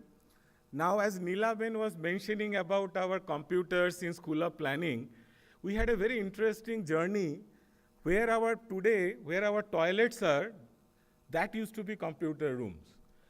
And one of these guys were made in charge to protect that computer room.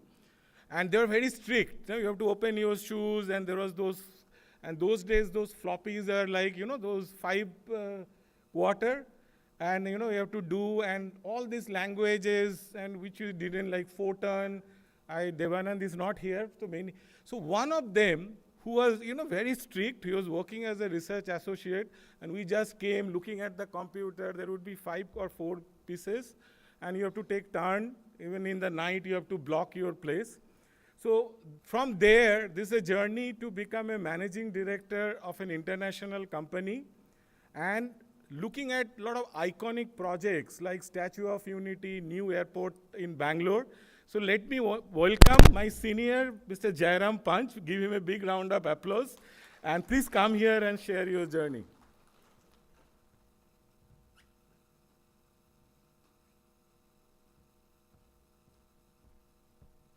Thank you all. First of all, good evening and good afternoon. Good evening. Good afternoon. Okay, this is just to wake you all up, okay? So I know by the time you've been listening to all of us, few of you on the mobile, looking at so many things, just to check whether you're not dozing off, okay? So you're all awake, we are all awake, okay. Thank you so much for having me here. It's been a long journey, it's been a great journey. This institute has really molded me. 91, 93 was my batch, and I've got 2 of my batchmates here, Charul and NK Patel also. So I don't think that I did a great job here. Meera would say that, vouch for that. Meera and Dinesh were my mentors also at that time. But it's been a long journey. It's been a great journey. I've really enjoyed the 2 years and plus extra 1 year I spent as a research staff here working with Berger on GIS. And as Shashwat said, we were finding tough time trying to understand what it was. We did some thing on Vagra industrial development, I still remember. And Berger once told me it got done finally. So I was so excited. I said one project got implemented. So it's been a great journey. I really enjoyed it. And a lot of learnings here, the open-mindedness that we have, inculcating the spirit of thinking. I think that's what is important, which is still continuing. We are not taught, we just learn. We learn how to make things happen. We learn to question ourselves. We learn to make sure that we understand it the right way. We all have our own views. How do we go about explaining that, comfortably arguing it and making all those things? And I think that was the best part of the education system here. Not necessarily learning only from the classrooms, sit outside under the tree, have a cup of tea, just engage in some conversations, lot of exchange of ideas, have fun during Garba, go out to Bhatiyar Gali, did a lot of things. You know, I think overall had a lot of good times as well as, you know, tough times, working hard. Ours was trimester system, 18 months. So we had a crash course kind of thing. So every day was like every week, I would say. We learned a lot. And computers were just coming at that time. So yes, rightfully we missed Devan and then Augustine. So they were the ones who made our thesis happen. And finally we all marched out. So my journey has been a bit different. I'll keep it short, considering there are many panelists to come. So I've been in private sector after I left the institute, and I've been continuing to do so. What excited me from policy planning and all those stuff was execution, making things happen, that too in a larger way. So I went to the Middle East. I joined this company called Turner. We are the largest general contractor in the United States. And we do project management and program management, consultancy assignments all over the world. So I'm the managing director for this. I've been with this company for close to 25 years now, and been fortunate to spend a lot of work on a lot of projects in Dubai, which are extremely large in nature, including the Burj Khalifa, Dubai Mall, and all those stuff. So more from an architecture and what you call the everything encompassing architecture standpoint. But coming back to India, I never knew that I would be in a position to give back to the country in a big way. We worked on 2 large projects, the Statue of Unity and the National War Memorial. So I remember the meeting in 2010-11 when I was called by the Chief Minister's office in Gujarat and said that, you know, we have a vision to make this and you guys did the Burj Khalifa. Would you be in a position to do that? So coincidentally, I worked on the job in the initial days, so I had a lot of experience on planning and conceptualizing how a tall tower or a tall building looks like. I know this is a statue, but still a lot of principles hold good. We could put together some thought paper, and then the starting point of, I was just a one-person company at that time. It was in 2010, and when we, it's so interesting to say that the starting point of my exercise was a CEPT report, which had been there, and which said that these are the sites that we have identified, around 6 or 7 sites in Kevadia, and how do we go about doing it? That was my starting point, actually. So from there, we grew to kind of draft the design brief as to how it should look like, what it should encompass. And I remember 2 or 3 meetings that we had with now the PM, then CM. We had a lot of interesting discussions, and with the team in Gandhinagar, and then how we kind of took this together. So we were responsible, Turner was responsible for the, we partnered with Meinhardt and Michael Graves for the engineering design, infrastructure planning, master planning, and detailed design. Even though sculptor was, we all know Anil Sutar, Ram Sutar. And we had a long way to make this happen within this time. So it was a great journey. And I think all the principles that we studied in the education institutes, and preferably, most importantly in CEPT, is how to deal with people, stakeholders, public sector management, defining the scope, making sure that there are no scope gaps, making sure that everybody is brought on board to work, and importantly, things that we feel in a remote place like Kevadia, when you're putting up some statue like this, it's not going to have a local impact, it's going to have a national impact. It's going to regional and a national impact. So we had suggested at that one meeting, we need to develop a larger area development plan for the entire region, which I think has happened. We were not involved on it, but it has later on happened.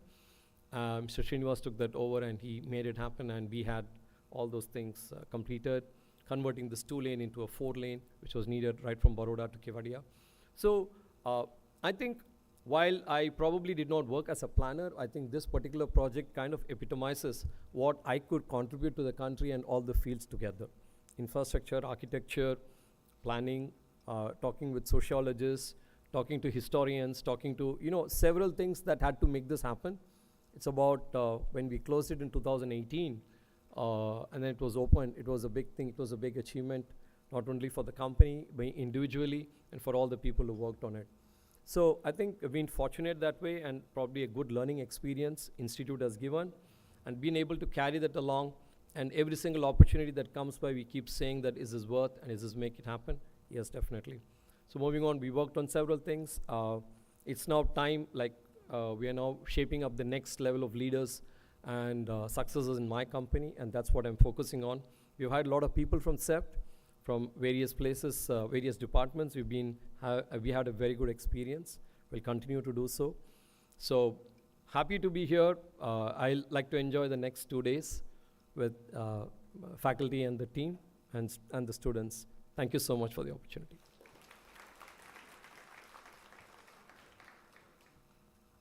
Thank you, Jairam. Only in the morning I realized that we have invited 3 people from the same batch, some kind of mafia.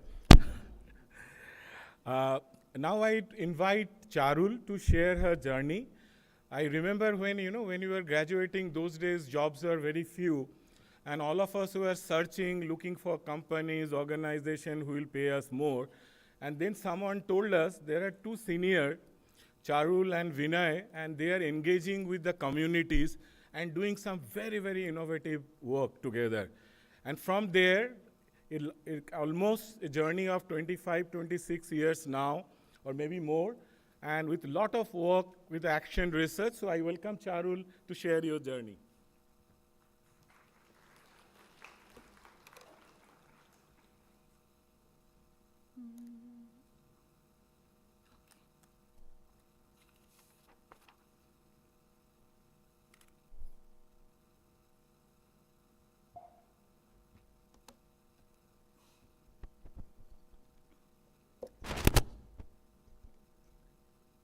Hello,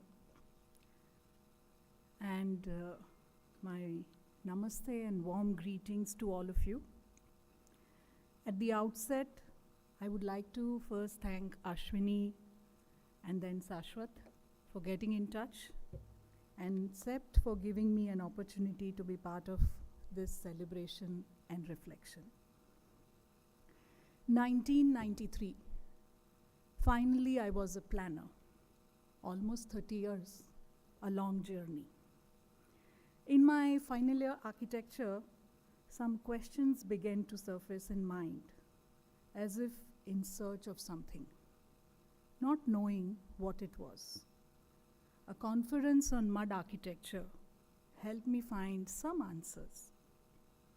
Then my work with Abhikram's Nimish Patel and Parul on lime construction and Uday Vilas. Then my journey into making community buildings for rural women in Saurashtra. All these led to the need to see and understand the bigger picture, the plans, the policy, how they shape the micro-realities, and with that quest, in 1991, I came here. It really helped me expand my worldview from that of an ant as an architect to a bird's eye view. I thank Meera and Dinesh, and I'm happy that they are here, and all the other faculty members for shaping my ideas, for all those arguments we used to have, and lots of learning with it. Post 1993, both me and my partner Vinay together began a new journey by redefining our roles as professionals that would allow us to work with communities to support them through research and to use our collective skills, creative skills for the same. It was all very fuzzy then, very sketchy in the beginning, just an idea and a little dream. As we began walking that path, it began to emerge, it began to take some shape. Our first major work was on the water scarcity of Kutch, Virdas to water pipes, in which we tried to bring out the historical and policy level factors leading to the scarcity, constant scarcity of water in Kutch.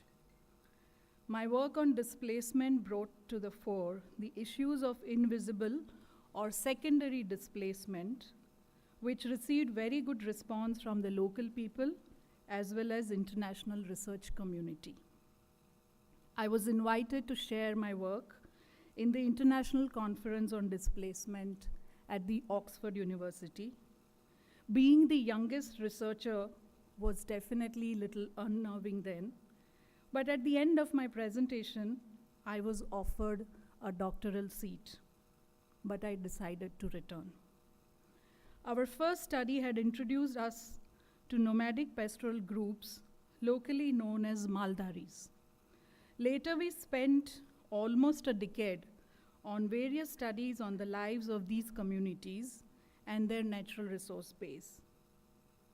The grasslands, the forests, the farms, and the mangroves, and their lives around it. Spending hours in archives to know about the pre-independence life of these people was quite a unique experience. Another international conference on pastoral nomads in Mongolia opened up a new world to me of global pastoralism. An important study that played some role in preventing the displacement of the traditional salt makers in the Little Run of Kutch, locally known as Agarias. It was in the context of traditional livelihood systems and human-wildlife conflict resolution possibilities. With the report of the study titled Yet to be Freed came a song called Zero BHK Bungalow, which has become quite popular. All these studies were also introducing me to the immense knowledge that these communities possess. It was difficult to bring out the deeper emotional experiences and these learnings in the usual academic reports. What to do? I and my partner Vinay, who is here with me, we began creating songs called Zindagi Ke Geet, sharing our experiences from the field for wider knowledge, wider sharing. Eventually, our research and songs have become complementary, feeding into each other. Both are used today by several educational institutions and campaigns across the country.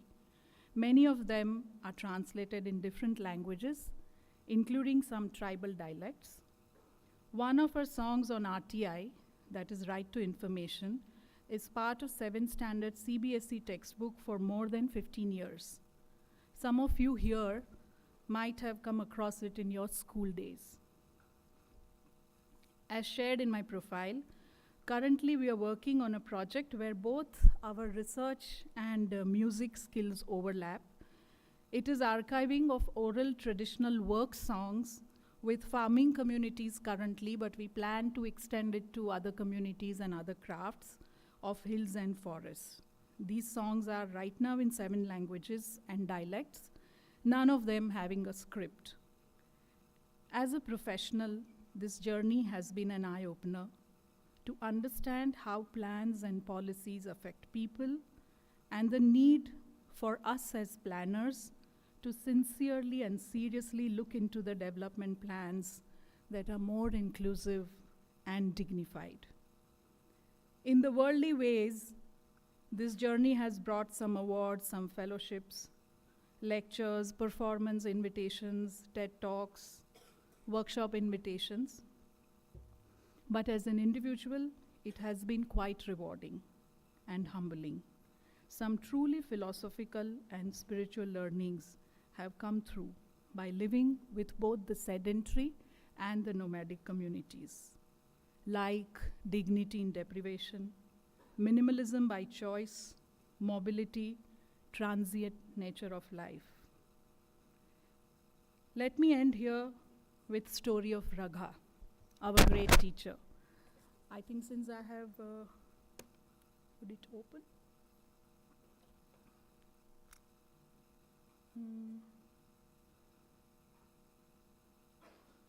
How do I get, yeah? Can someone, oh, you're moving it from there? Okay, can you please, okay, fine. So,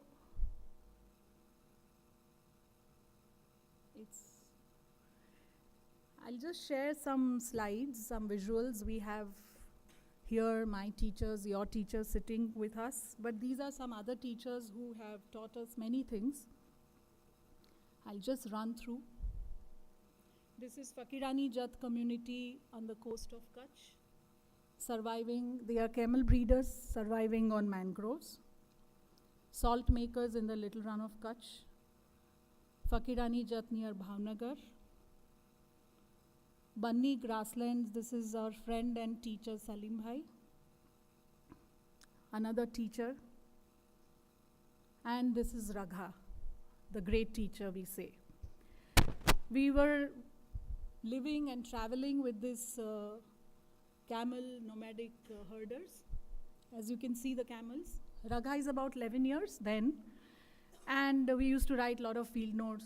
उनके साथ ही हम सोते थे field में और उनके साथ पूरा दिन घूमते थे. रघा ने 2-3 दिन तक देखा कि ये लोग कुछ सारा दिन लिखते रहते हैं, पूछते रहते हैं. He understood that we are educated. He said, लगता है आप लोग बहुत पढ़े लिखे हैं. Ragha has never been to school. We said, yeah. कितना पढ़े हो? We said, count किया. हमने कहा क्योंकि उनके लिए 10वीं से ज़्यादा 10वीं से कम ये 2 कैटेगरीज है. हमने काउंट करके कहा 16-17 तक पढ़े हैं शायद. अरे इतना ज़्यादा पढ़े हो, तब तो तुम लोग 100 ऊँट आराम से चरा सकते हो. हमने कहा रघा हम तो 1 ऊँट भी नहीं चरा सकते. रघा ने कहा देन इतनी पढ़ाई का फ़ायदा ही क्या. एंड यू नो रात को इसी खेत में हम सो रहे थे उनके साथ, तारों को देख रहे थे, एक अलग इंडिया को महसूस कर रहे थे. और हमें फिर समझ में आया कि रघा ने जो कहा शायद हमारे एजुकेशन सिस्टम पे एक बहुत बड़ा कमेंट है, if we want to take it seriously. Because Ragha does not want to become a labourer coming to our cities. उसने सोचा कि शायद स्कूल में जाने से I can become a better pastoralist.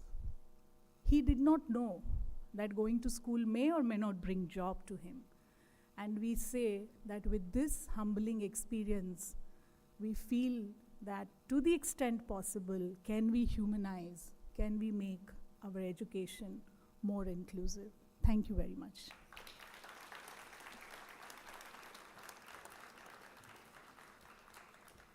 It's truly wonderful, wonderful journey. Thanks for sharing, Charul. And as you see the spectrum of work, how our planning community planners have been impacting. Somebody is managing COVID trains, somebody is working with the community, somebody is managing large projects like Statue of Unity. The entire spectrum, that gives us a flavor of work, what planners do. Now, before I move to and invite our another panelist, I would like to acknowledge, and I would like all of you to join giving a big round of applause from our alumni joining us from the first 2 batches. As Professor Dinesh and Meera Mehta, please round of applause. Suresh Bhai, Suresh Patel, a big round of applause here.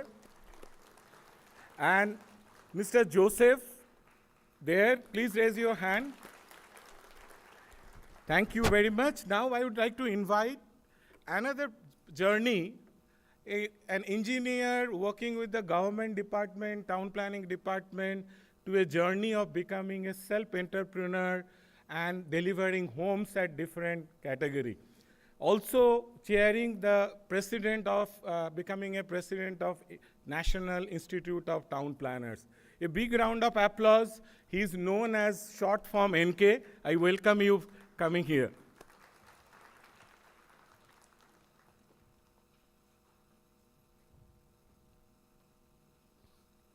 Good evening, thanks. My address will be too short, part A, B, and C. Part A, I'm a civil engineering graduate, joined with Ahmedabad Urban Development Authority in 1979 on the birthday of Urban Development Authority. And at that time, till in 80s, I worked for first development plan of Ahmedabad as a non-planner. I work a micro-level land pooling system of Bodakdev and Thaltesh. At that time, I had a passion for academics. So meanwhile, I was doing LLB, law graduate. I became a law graduate. Then I said, it has nothing to do with my profession. Then I decided to, if I have to make such area without having interdisciplinary knowledge of sociology, geology, geography, statistics, economics, spatial planning, it's not worth. So let me join the CEPT. So with Jairam and we all were here, good time. I learned a lot. In the first semester, I know that our faculty was Professor Vishwanath, then Dinesh, Meera, in Barjor was there, then finally Prem Pangotra was also there. We were lucky enough. So in first semester, there was urban lab. And I have done number of the town planning scheme and number of the things at Howdah level. And Meera was taking that, my first lab. So in that case, I was coming with a statutory front setback, real setback, side setback. Then she taught me how to look at it, how to look at the common man who wants to catch Ahmedabad transport system. So what should be the walkable distance, what should be the masses, what should be the... And from that day, all the semester I was very serious, and finally I got award from the CEPT. At that time also, last year, being Ahmedabad is just my home, is about 1 kilometer from here. I stayed in the hostel. And I did my thesis that is on a land management. I got award from here and also from ITPI.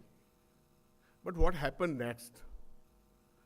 When I go back to Ahmedabad Urban Development Authority, then I found that this is a rigid, non-flexible, where you brainstorm, you put your ideas, and there are 4 stages upstairs, and there your whole work has been reversed from A to Z.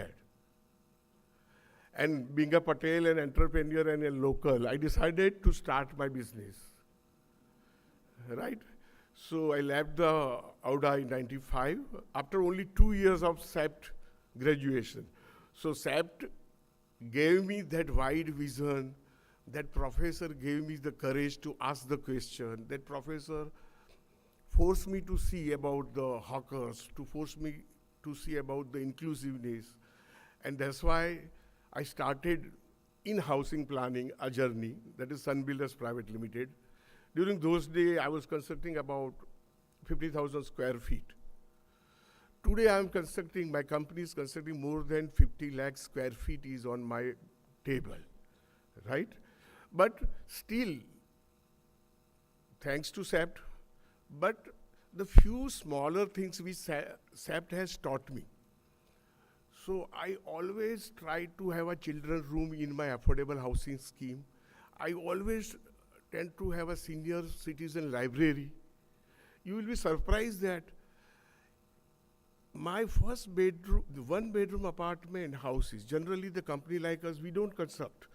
If you see the big names, they don't go to smaller people. Why? The home loan is an issue, PAN card is an issue, repayment is an issue. They don't have a formal income source. I have each year, I construct more than 400 to 500 houses for 1 BHK or our 1-room kitchen houses. So one night, I went to one of my such apartment. In the parking, I saw so many people are sleeping, right?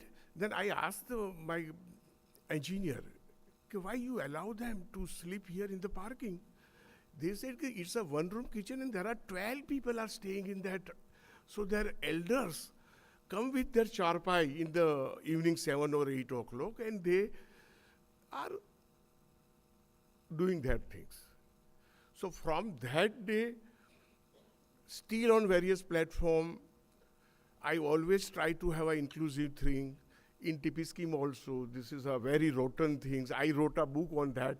But there are a number of the things are required, very much required, to put the inclusiveness in our planning system. That is the part A. Now part B is, as I said, my passion for academics and my relation and being a local, so always Professor Sivanand or Utpal or anybody call me as a jury, call me for some studio. And similarly, my thrust for urban planning continues. And that thrust has, today I'm writing a book, I think next month it will be published, Post-Independence Indian Cities. So we had a Chandigarh, Hyderabad, Bhubaneswar, Salt Lake City, Navi Mumbai. So what is there and what we want and what are the good lessons we have to learn from that. So that is my passion, and due to that passion, I was very much instrumental to start a PG program in MS University, PG program in Arvind Patel University, some PG program in North Gujarat University, in Ananta University, and finally at Nirma University. So, and due to my 2021 year schooling at ITPI, Indian Institute of Town Planner, you must be aware that there are 8,000 qualified town planners are a member. It's established in 1951. Only the 15 members, all were graduated their planning from abroad, has established this Indian Institute of Town Planner. And up to 80s or 90s, there are only 400 to 600 town planners are graduating. And I'm trying to break that hard nut also since last 20 years. I was a president in 1920, but Delhi is Thago ki dunya hai. I could not do much thing there, and I was not local there. So this is a ITPI journey, and I will advise all the young planners to become a member. They do some good activity, but it's required some big changes. And now third thing, if time permits, part C. My son, he completed excellently BTech engineering in 2007-8. Then he said, what do you want to do? He said, I want to join your company. Okay, you join my company, but you have to do post-graduation. You can do in management, you go to Harvard, Oxford, or you can do master in civil engineering, or you can do master in planning and housing from CEPT. So he chose CEPT with one condition. Daddy, you know all the people and this and that. You're not to come during my graduation in CEPT campus. And we are just now 400 meters away from CEPT campus, my residence. So he chose CEPT as a PG students. And so when in the evening around 10 o'clock is my dinner time, so he sits with me at a dinner table. And he was asking me, what is planning? How it works? What is GDP? What is a macro planning? What is a micro planning? What are the building bylaws? How the density control? Like that, I taught him. Then he was in a batch of Mira, right? So Mira was asking some question and further. Then Mira said, you know the planning. I think you don't require. What is your father is doing? So he was hesitant. My father is in construction. He didn't tell my name. But Professor Ray was there. Professor Ray has seen the application. He is NK's son. Oh, so this was the story. But my daughter-in-law is also Septian. Both are from the planning school. But sometimes I ask them, particularly my son, how your study at PG? Compulsion was there to do PG, and you selected the CEPT. It helps. So still he also believes that the interdisciplinary planning program, which we have learned, is much, much closer to management program. Here, there is a management, there is a economics, there is a statistics, there is a social concept, and all things are there. And due to that, when I buy the land, when I design the particular house type, when I make the cost economics and the project cycle, which I learn at CEPT, it still helps me. So this is the story, and CEPT, we are always proud of. And when CEPT calls me, I never say no. Thank you.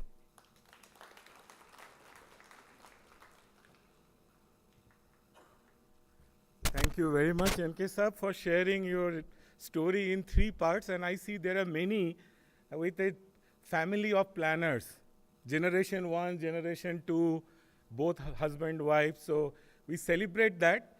But before I invite our very colorful panelists on the panel, let us also recognize some of our younger planners. You see there are 2 gentlemen, very old, seated there.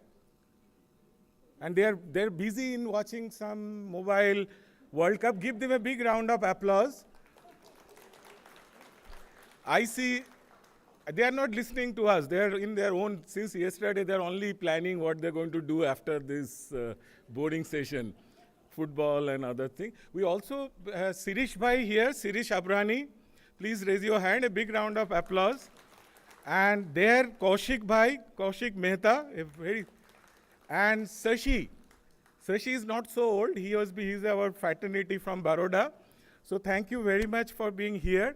Now I request our most colorful planner, and incidentally, he was also doing some bit of COVID management, not sending train or not doing something. He was packing people in airplanes. So welcome, Harpreet.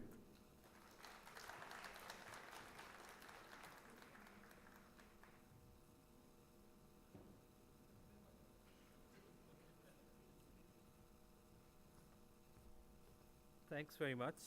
You all can hear me.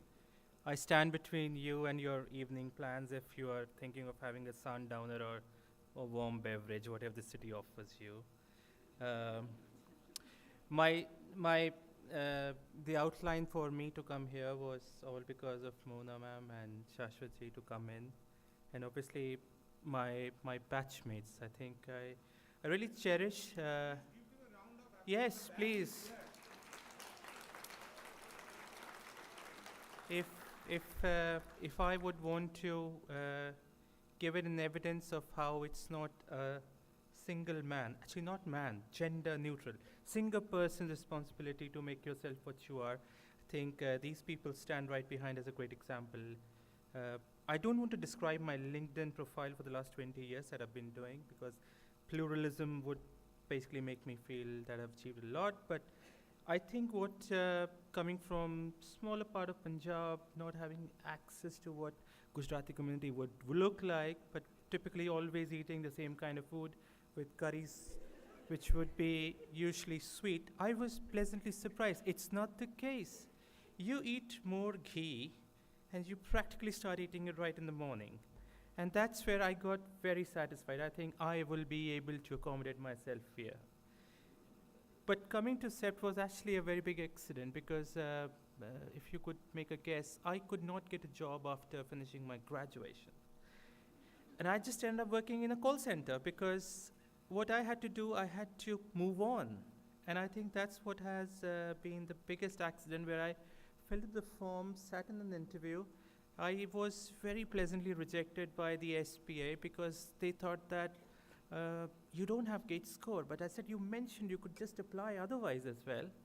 And he said, if we have to make a cricket team, we have to keep people who actually score. I said, people lose even if you make 100 runs. You need to have a finisher. And who was sitting as a juror in that interview was Mr. Utpal and Shivanand Swami. Next day I had to go in the interview for CEPT. And what Utpal said, tumko sirf planning milega, kuch nahi milega.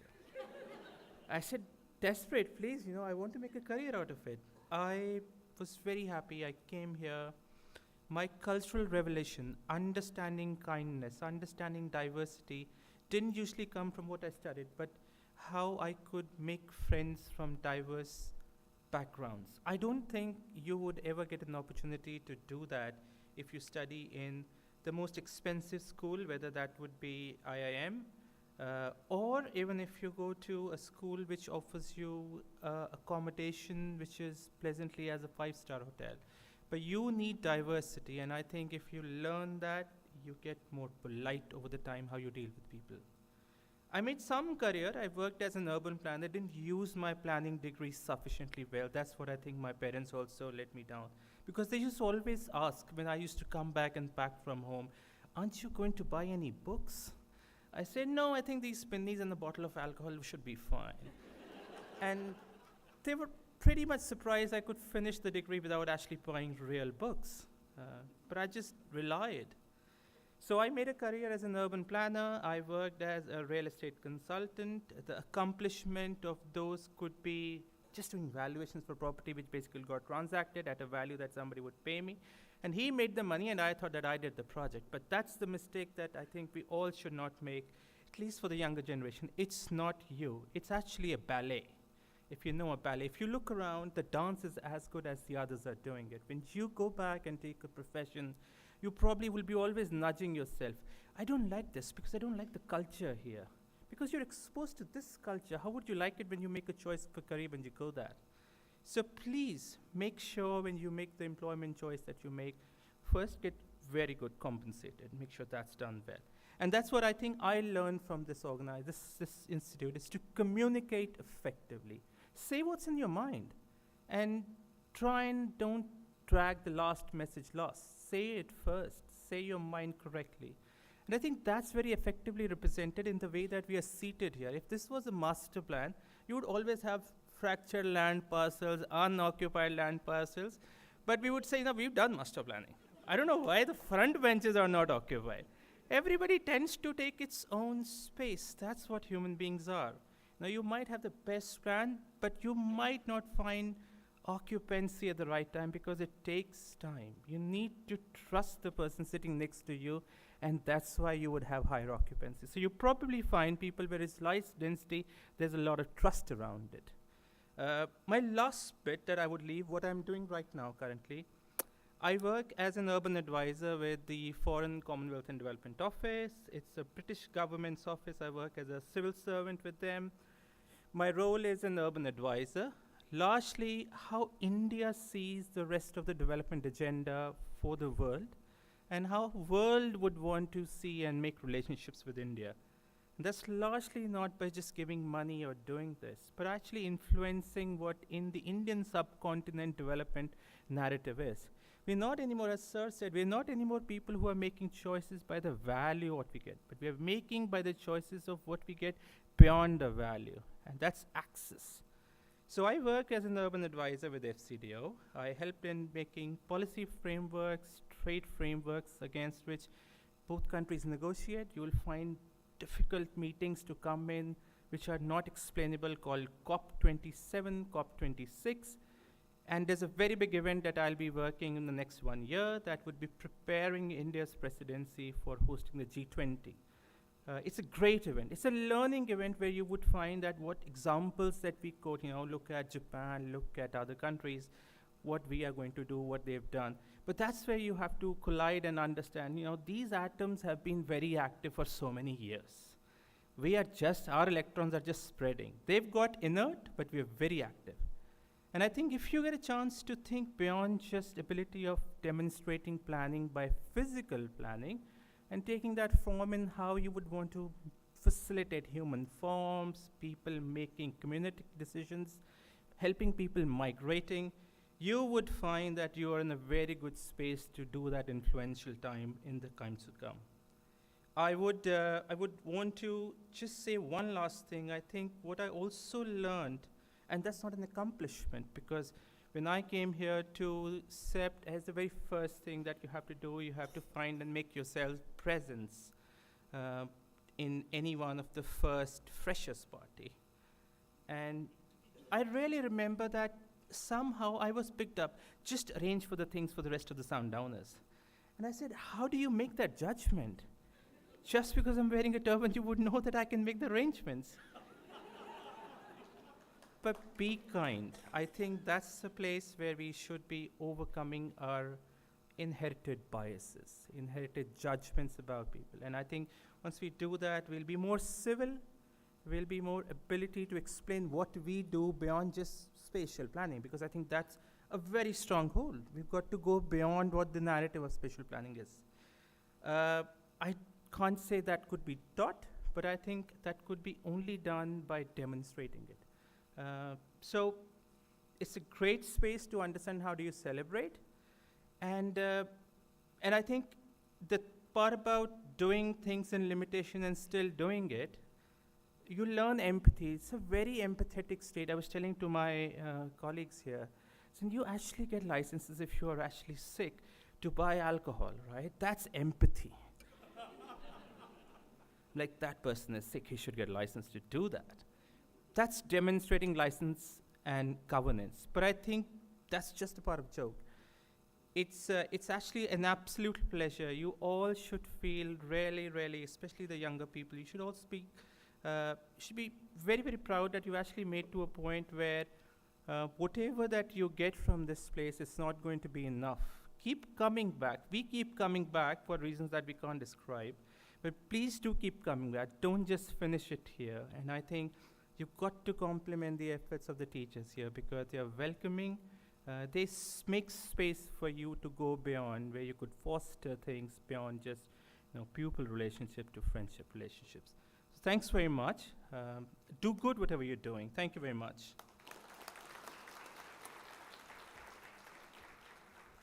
Thank you, Harpreet, and you made us really, very lighter during your talk.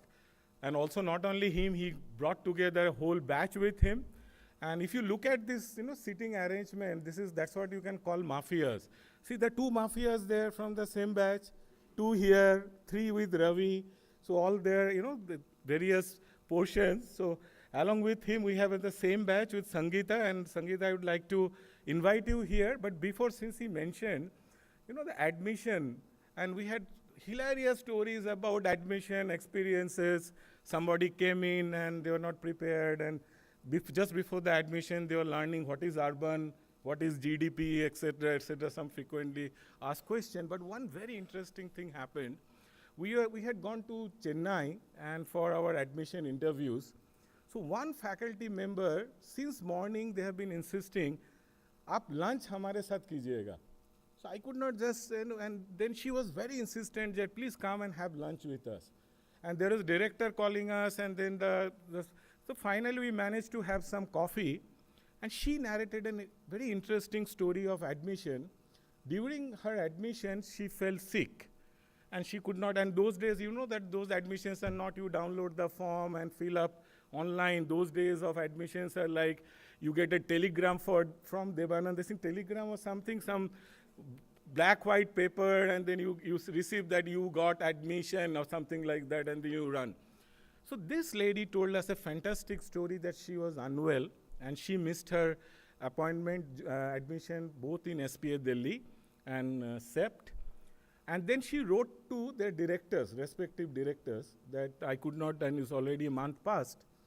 And in return, she received a similar telegram, please come over to join CEPT. And that later changed her life. And that was none other than our director that time, Professor Dinesh Mehta. Give him a big round of applause. She's Muthu Lakshmi. Her journey was, she was narrating, probably she didn't tell you, but this is what CEPT meant to be. The people who have missed bus, one telegram changed many such lives.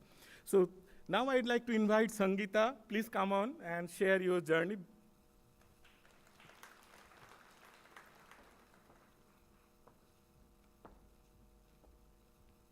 Hi, good evening everyone. I'm Sangeeta Raghuram, unlike what my name tag says. I remember a lot of people asking me whether I was related to Professor Raghuram from IIMA at that point of time. I'd also like to, I'm from 2007, 2009 batch, by the way, slightly junior to Harpreet. But I would also like to start with the admission story. I'd been working as an architect for 3 years when the urge to work on a larger platform or create impact on a larger scale made me think of urban planning. But after 3 years of architecture, I had only a portfolio to carry for my interview. So I went for the interview with a portfolio, feeling very conscious about I don't have anything related to urban planning to talk about. And as luck would have it, my interview, which was taken by Shravan, Shashwat, and C.N. Ray, nobody wanted to see my portfolio. But we had a very long conversation about Metallica, Cranberries, Eric Clapton, and Sheryl Crow. So at the end of it, I wasn't sure whether I was selected or whether I was going to get in. But when the letter came in, I realized I made it. And once the course started, I realized I had no idea about what urban planning entailed, what studying urban planning entailed. Every course, every conversation was new for me. But it was in the second semester that we had a subject launched by Dinesh, Meera, and Sejal called Development Innovation, which is when I realized that research and writing was something that I am interested in, and how to do research and writing, how to look at the same material from different angles and come up with conclusions, which sounds very boring for many people, but it was very exciting for me. I really enjoyed doing that. And despite how much ever research you do, being asked questions by all three of them, which you would find it difficult to address in spite of whatever research you had, was quite the learning experience. And that made me realize that after graduating also, I want to be in research and writing, as I called it at that point of time, because I didn't know any other way of referring to it. And when the next semester started, third semester started, everybody was worried about getting jobs. This was 2008, so the financial crisis was happening. Everybody was worried about jobs. I was told, don't miss a single class of Monas, because that's where you learn things which you'll use in your job. So keep attending all those sessions.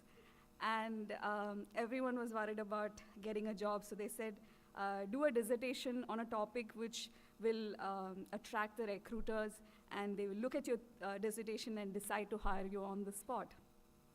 But then you had Dinesh Mehta coming and saying that this is the time to have fun, pick up a topic which is completely unrelated, enjoy yourself, why don't you do something as random as Bollywood?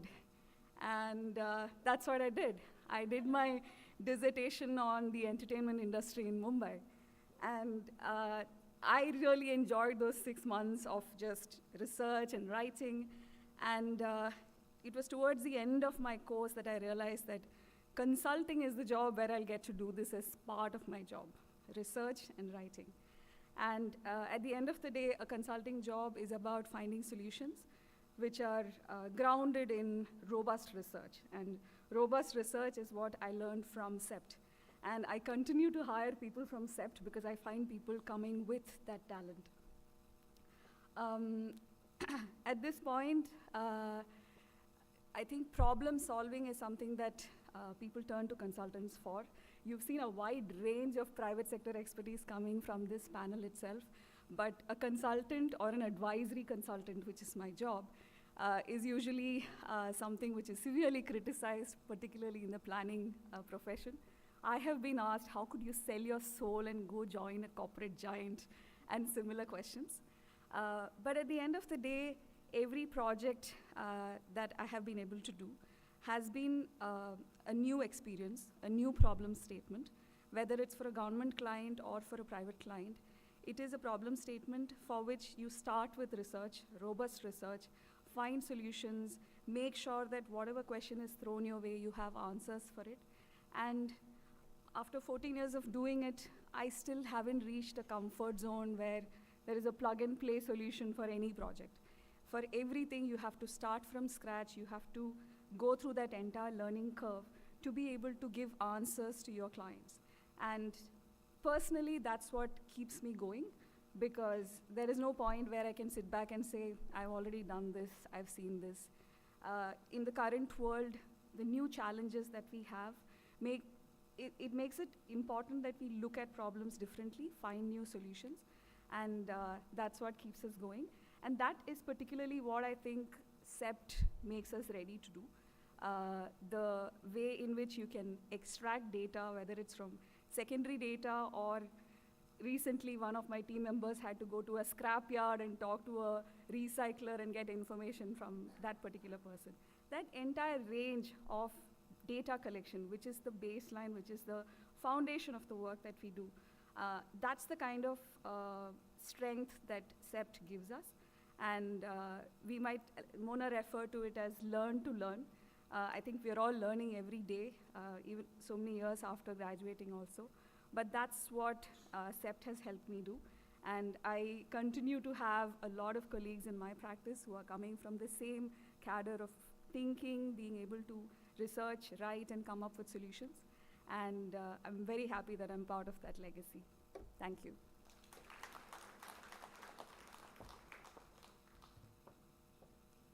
So many fascinating stories, so many fascinating professional journeys.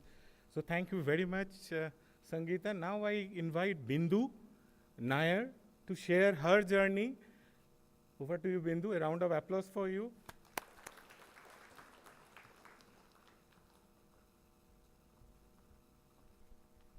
Yeah, the sweet whips that you give us all. So, anyways, I was very strictly instructed to, keep the talk within time. So, jotted down few notes so that I could, conclude it quickly. Well, a lot has been said here by everyone, so there are a lot of things that I also share with all of them. But quickly to narrate my journey through and what I have been doing and my learnings over the years. I came from Delhi to CEPT Ahmedabad in 1996 and to do my second master's in urban and regional planning. We used to have urban and regional planning then. This was an 18th-month course. We used to have trimesters at that point of time. Graduated out in 1998. Now, once I graduated, probably I knew that what I wanted to do. Probably I was one of the enlightened ones. On a lighter note, that I knew that I wanted to do something related to planning for towns. And that was a very weird and vague idea that I moved on with. Now, those were the times when we had, it was very difficult to make someone understand what an urban planner was to anybody who didn't come from this profession. Just to be on the safest, lighter side, and with all due respect to the profession, this was the time when even calendars and diaries didn't have planners, right?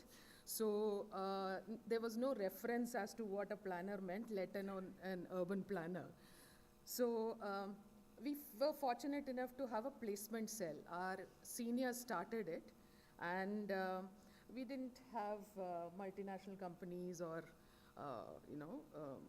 private planning firms coming in and hiring us. We had a few bunch of NGOs, engineering firms, IT service and business solution providers who used to come and hire us. And for majority of us, it didn't work out. So it was always a word of mouth by your professors or your guide who would put you, into institutions and recommend you. So I got, during one of our Roots festival, one evening, one of my batchmate came. He was half drunk at that point of time and said that Professor Shivanand Swami, who was my guide at that point of time, has asked me to go and, meet at EPC. Now, I was wondering who, when, and that was the time we didn't have even mobiles that I could call up and ask. Called him up on the landline, but it was out of order. So anyways, I did go and meet up there, and that's when I got to know that I was being interviewed for a small job. Fortunately, we had our placement cell, and the CV was with me, so I could hand it over. And right at that point of time was when AUDA's 2002 DP was being done, and they had opened it out for public scrutiny. And this organization was taken in to help and support them put together all the objections and suggestions. And I was to do a small part of that. The very next day I was to leave for Delhi, but I was told it's a week's job, do it, and then you can leave. Well, that week, you can see I'm still here, not left the place. It was my first assignment was that I was supposed to, assess the situation of industries and the jobs it created here. Well, that went on. There were a few more jobs. 6 months down the line, I was asked to continue with the firm. And I thought, okay, 6 months, let it be a year. It looks good on a CV that I finished in a year somewhere. So that's how my journey here started. Now, initial between say 1998 when I graduated out and 2004, I was lucky enough to do some good projects, and I was used as a rookie for Xeroxing, for getting information, going and talking to people, entering data, and AUDA 2002 DP was one such project. Then I was shunted off to Hyderabad for a Musi Riverfront project. That was, again, quite an interesting experience. Came back, at that time, Gujarat was experimenting with sub-regional plans. So they had 3 sub-regional plans for coastal Gujarat. That was a whole different gamut of issues and experiences that one could deal with. You're dealing with 6,000 plus square kilometers of area, its issues. They were totally different from what one would look at an urban scale. Then got an opportunity to work on town planning schemes. That's from AMC. This was the time when government agencies were opening up to the private sector for supporting in certain kind of planning tasks, which they usually used to do within their organization. So this taught us quite a bit about how town planning schemes are done. 2001 and Bhuj earthquake, Gujarat earthquake happened, and Bhuj was one of the severely affected towns. Got an opportunity to work on that. Again, something that one learned from there, a realization that when government machinery wants, it can really function and deliver in very less amount of time. So within 4 months, we could finish a DP. 6 months it was sanctioned and things were rolling, and the town was getting back to its feet. Similarly, town planning schemes for Bhuj. So that was one realization, that when you have to do planning, you need to get different kinds of people who can actually drive these processes through on your side. Between 2004 to 15, did various development plans for cities. From the knowledge that one had gained, helped for papers in World Bank. Another thing that we did was an interesting project for Municipal Corporation of Greater Mumbai, Manori Gorai Utan. Some of my friends who were colleagues at that point of time are sitting here. We have shared a brief amount of time as our professional lives together.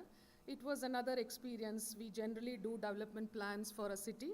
Now here it was a portion which was, environmentally sensitive. So this was a learning experience as to how you could incorporate environment and other social aspects into a development plan, which we look at it as a very physical, planning kind of exercise.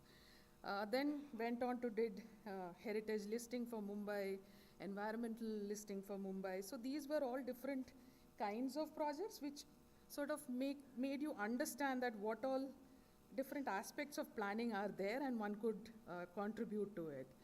I started off as urban planner, then moved on to senior urban planner, and then it went on project manager, project coordinator. Now, over the last 5-7 years, roles start changing. You do less of hands-on work. You have more people working with you. You mentor a younger bunch of professionals. You spend time giving your gyan to younger generation, like one is doing here right now. And also had an opportunity to work with the school that I have graduated out from in training almost, planning officers from 22 states in town planning scheme.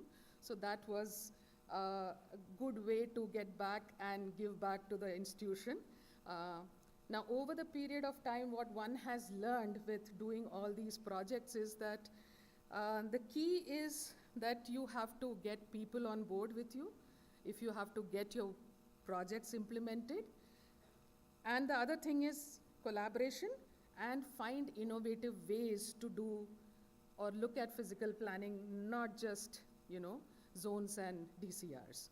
So I'll end up with that. I think I've left a huge task on the next speaker to keep you awake now.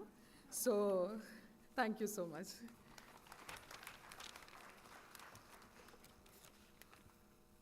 Thank you, Bindu. No one was sleeping. I was told there are some smart couples, smart planners, who have come here and sent their wives to Chennai.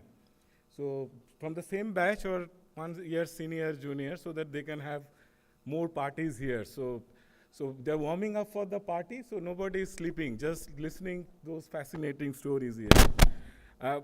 There's also a very interesting thing here happened. This organizing FP50, 2 of my colleagues who took a very lead role in organizing, and incidentally, both of them are non-CEPT, non-FP alumni.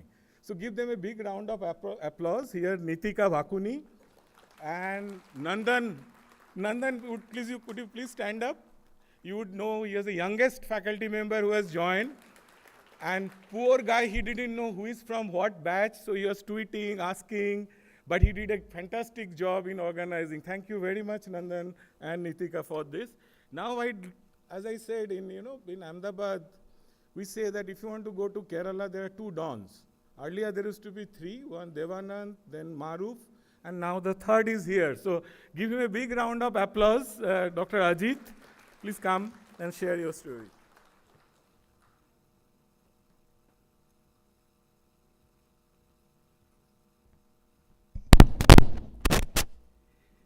Good evening.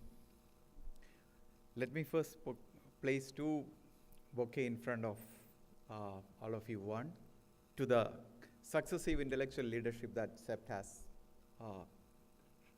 led all of us through, and the alumni who have stood together with this institution. It's great to be here after almost 22, 23 years of passing out from the institute, where one of my responsibility was to help all of us, including me, to get placement, and I failed to get placement for myself. So great experience, great feeling, but had no direction where to go. Obviously went back home, went back to Kerala, and my father, who was very keen to make me a teacher, got his act ready and come, now you're back, let's get you to do a B.Ed and go back to teaching. I said, nothing doing. And then obviously, it results to, different challenges that you have to prove that you are worthy of your degree and you are capable of finding your own way in the world. Ended up in Delhi with some support from my seniors.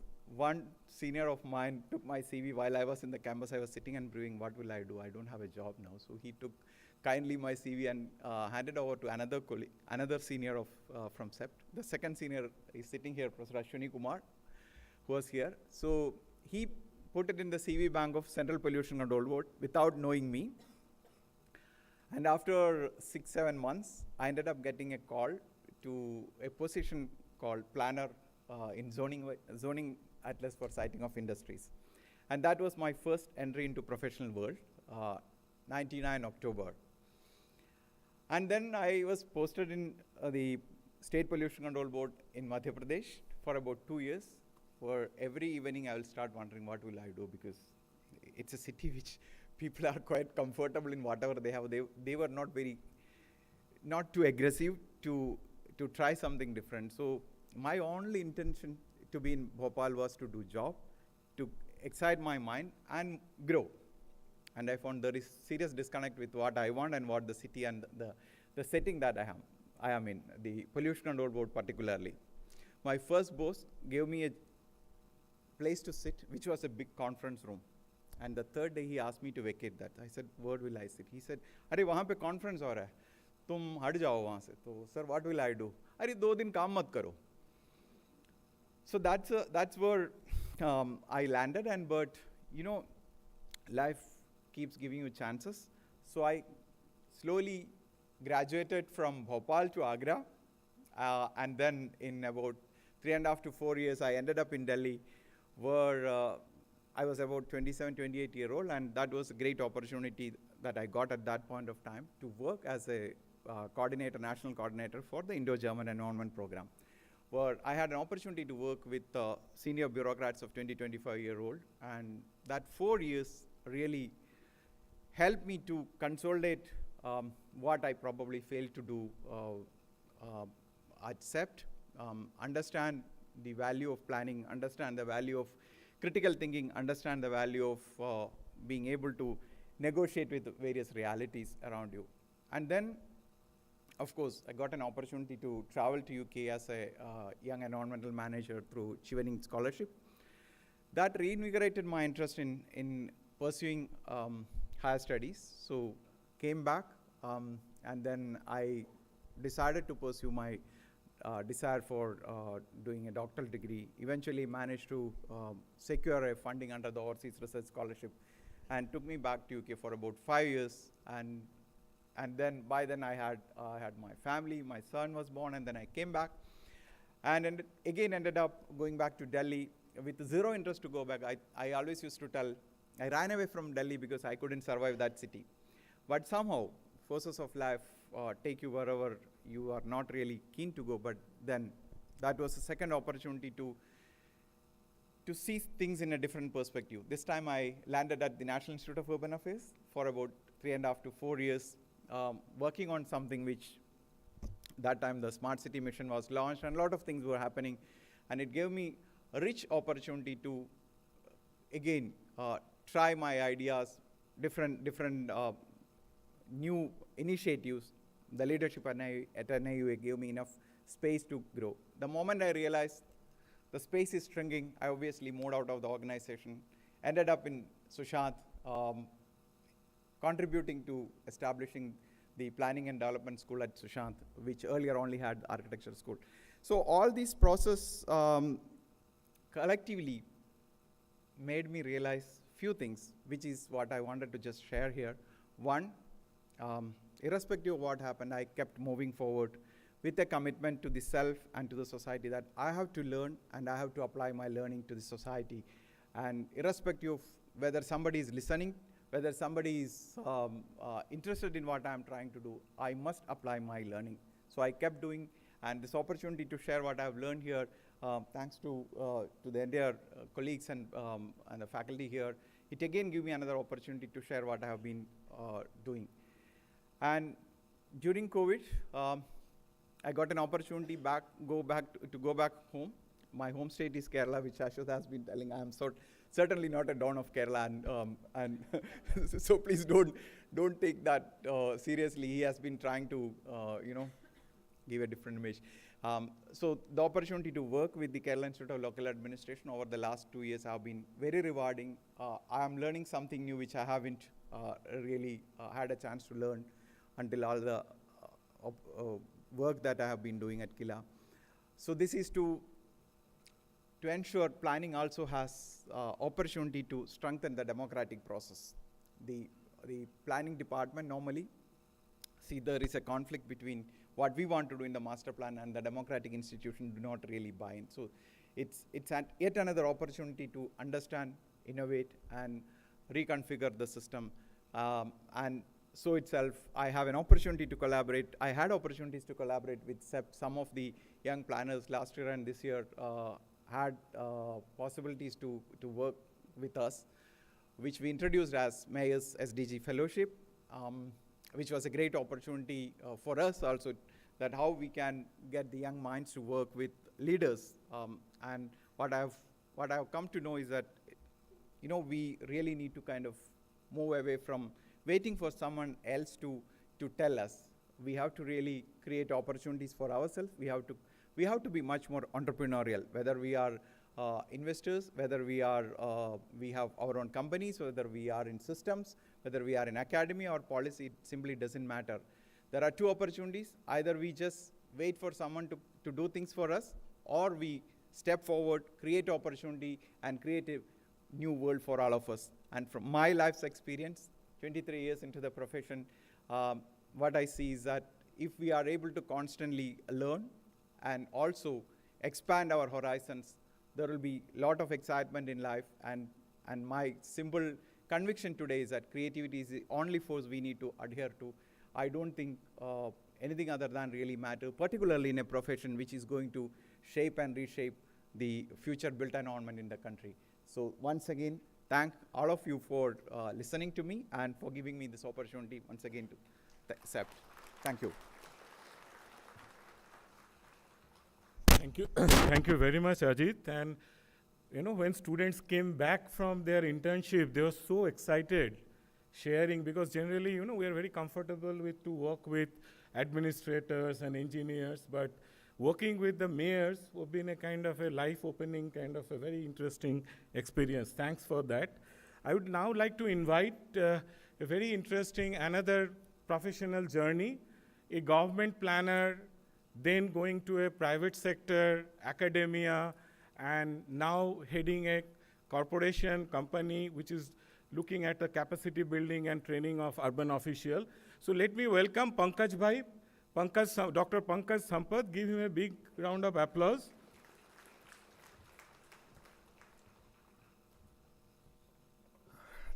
Thank you, Saswat sir.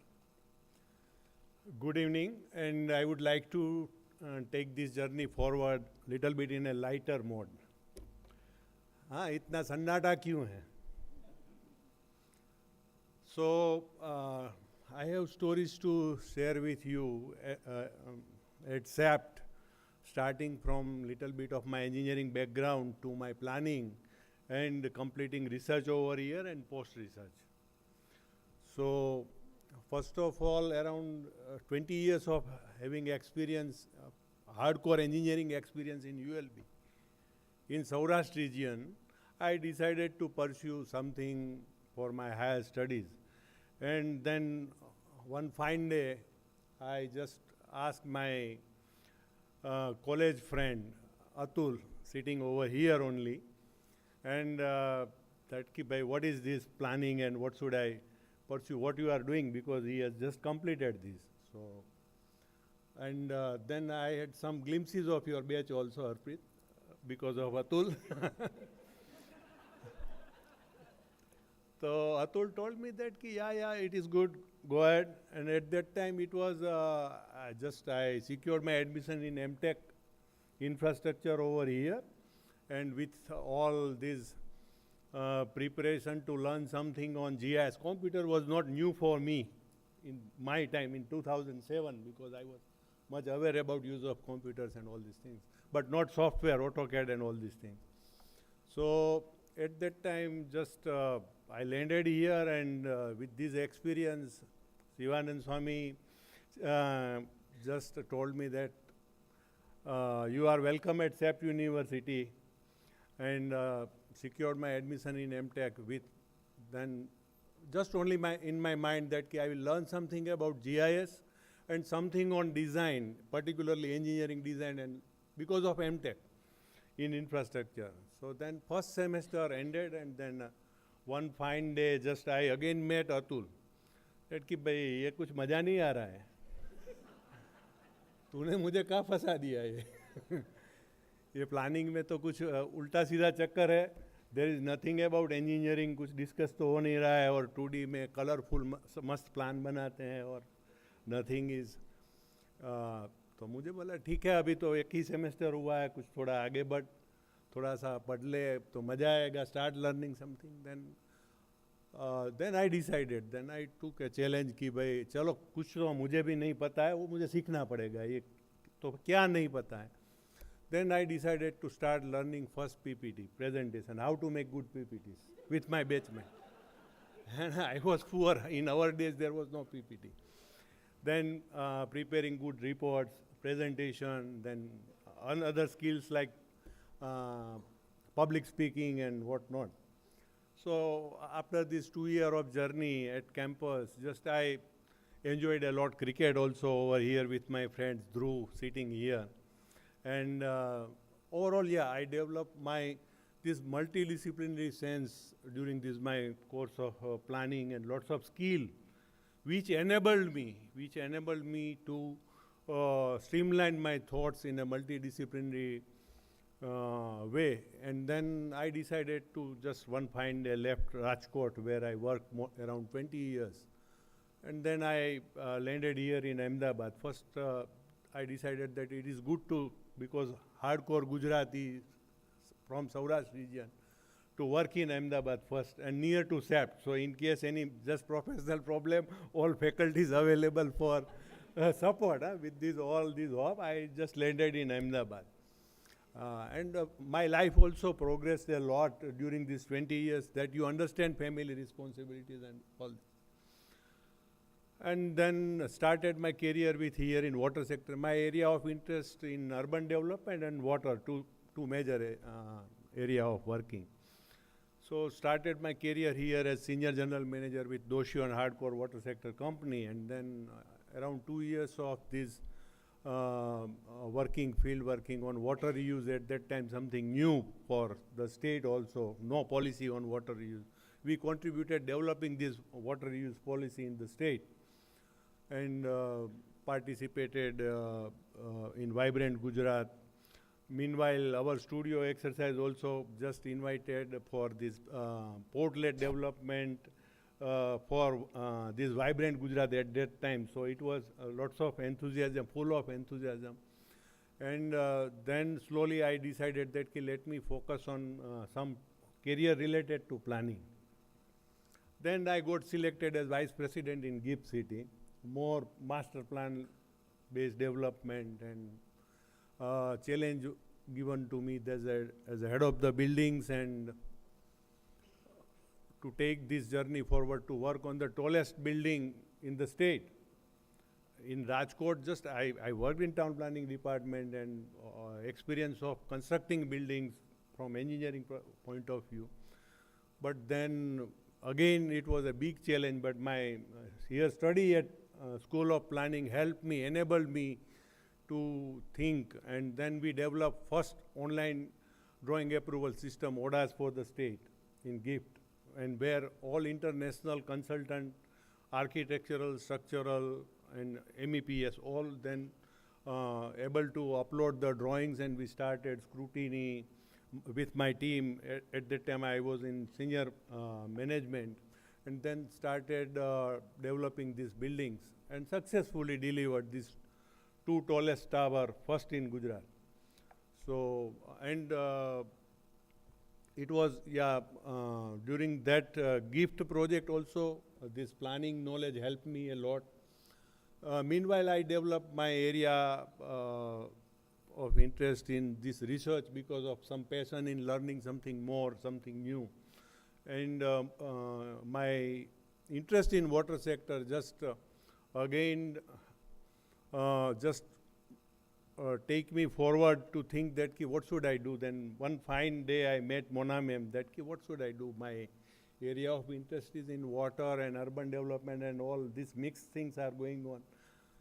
So madam told me that Pankaj bhai, you follow wherever your strengths are more. So then I took a call कि ठीक है चलो ये water में मेरा research start कर देता हूँ. Then after 6 months, Meera ma'am helped me first sharing this water balance diagram. My interest was on quantifying this water supply system, urban water supply system, and then Meera ma'am helped me that Pankaj bhai, you read this paper, and it will start your journey. So it helped me a lot. And then slowly story started, and then luckily I found my Professor C. N. Ray as my co-guide, and Professor Y.K. Alag as my PhD thesis guide. And during these 5 years, again, Professor Alag strengthened my lots of planning related knowledge.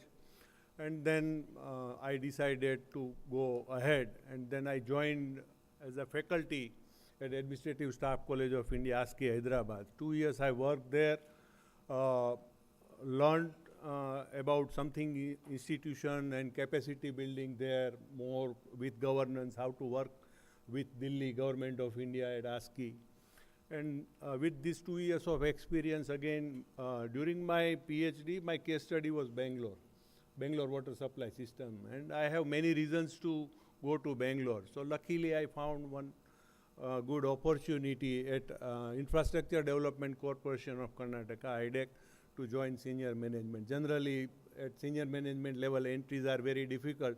But because of all this mixed kind of my experience, I got this opportunity, joined as head of urban and water, and worked on delivering this smart city, Davangere Smart City, and we stood in first top 10 in performance at under this smart city mission. And then slowly again I just found my control on steering on urban also. So then slowly I started working on both urban and water parallel, and then then my management decided that you have very various kind of experience. You start working on these training and capacity building and institutional relationship and governance more into the details. And then I promoted as associate director.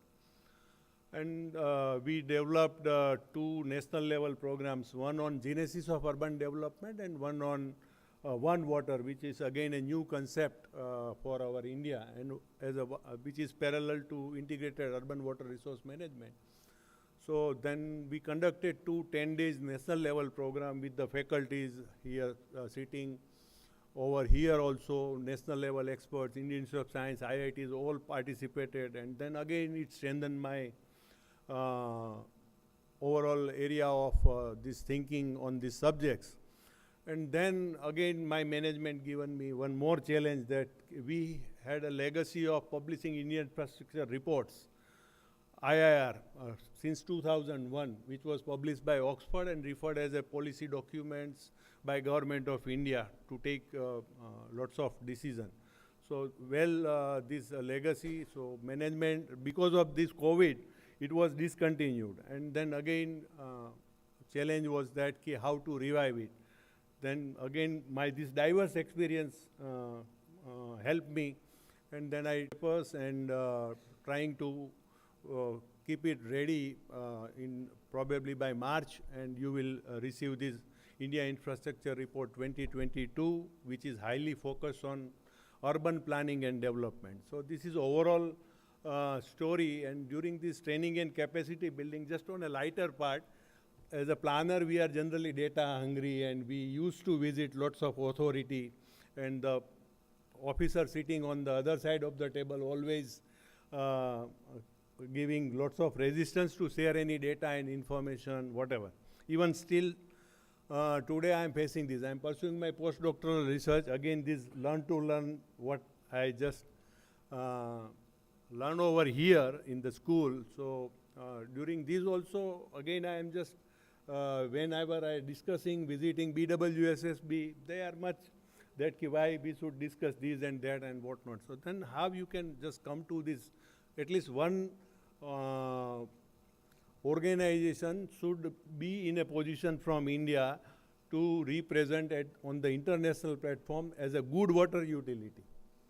Right now, I think we are lagging far behind in water sector and lots of opportunities. So this particular with this concept and this data hungriness is, I think, very, very true, and we have to overcome this at any stage. Even we are sitting on other side, we are sitting in government, even though internal data sharing and transparency is still a big challenge. So that I would like to pass one strong message over here to this forum, that let us make this our planning profession more transparent, more quality data driven, and user friendly. There is nothing to hide. My PhD guide, Alak Saab, always, I observe one very extreme good quality, that he was always open to share his knowledge at any extreme level, and not only with me, but I observed that he is open to share knowledge with the senior faculties and entire world. So with this, with this message, I would like to conclude my speech and wish you, I think, happy evening, and enjoy your night also over here in Ahmedabad. Thank you. Thank you. Thank you, Pankaj Bhai. I think Atul Bhai not only convinced you, he also convinced 3 more people from his family. So we should invite Atul Bhai for our admission program. Huh? See, it's almost 3.5 hours. Huh? I mean, we have been all sitting here, listening, but still we want to listen more and all these fascinating stories. And last but not least, I am very happy and pleased to invite Dr. Puttu Raju. A big round of applause for Dr. Puttu Raju, because he has been always extending his support.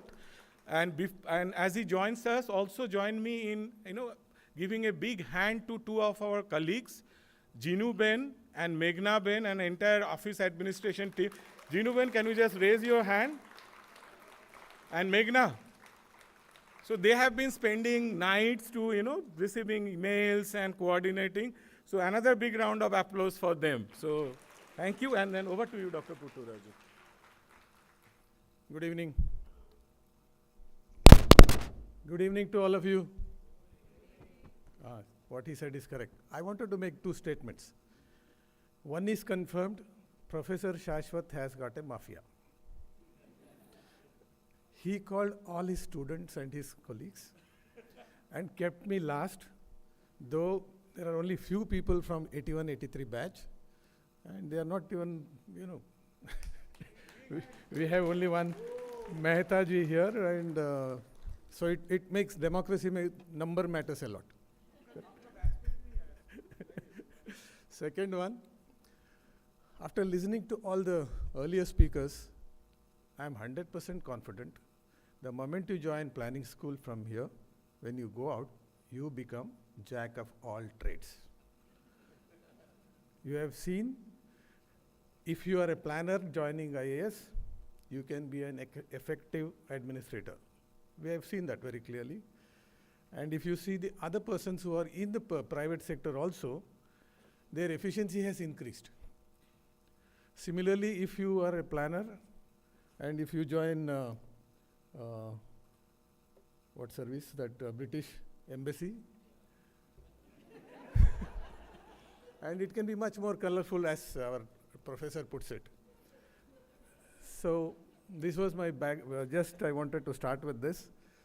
Like our NK Saab said, I'll not take much time, because after that I'll have to probably address only the chairs.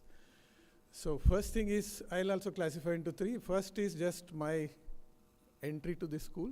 The second part, I'll talk about my professional journey. And I have something else to share in the third one. That is a suspense. The first one is that my journey to planning profession is accidental. As professor was saying, I received it, I come from that black and white zamana. We have started from black and white and continued with color film. Similarly, we started from telegram message. We were getting telegram. Wonderful thing is, there was a telegram received. There were 2 people in the same name. One is me, and another one is an elderly person with 2 children. And when the telegram came to my house, my mother, they said, "Kahan se?" So school, planning, school suna hai. In South school, college is always, I was already from college, school mein kahan jayega? She said, "Ye hamara nahi hai. Wo dusra planner, Puttu Raju hai, usko de de." And they went and gave. 15 days, this message was languishing in some place.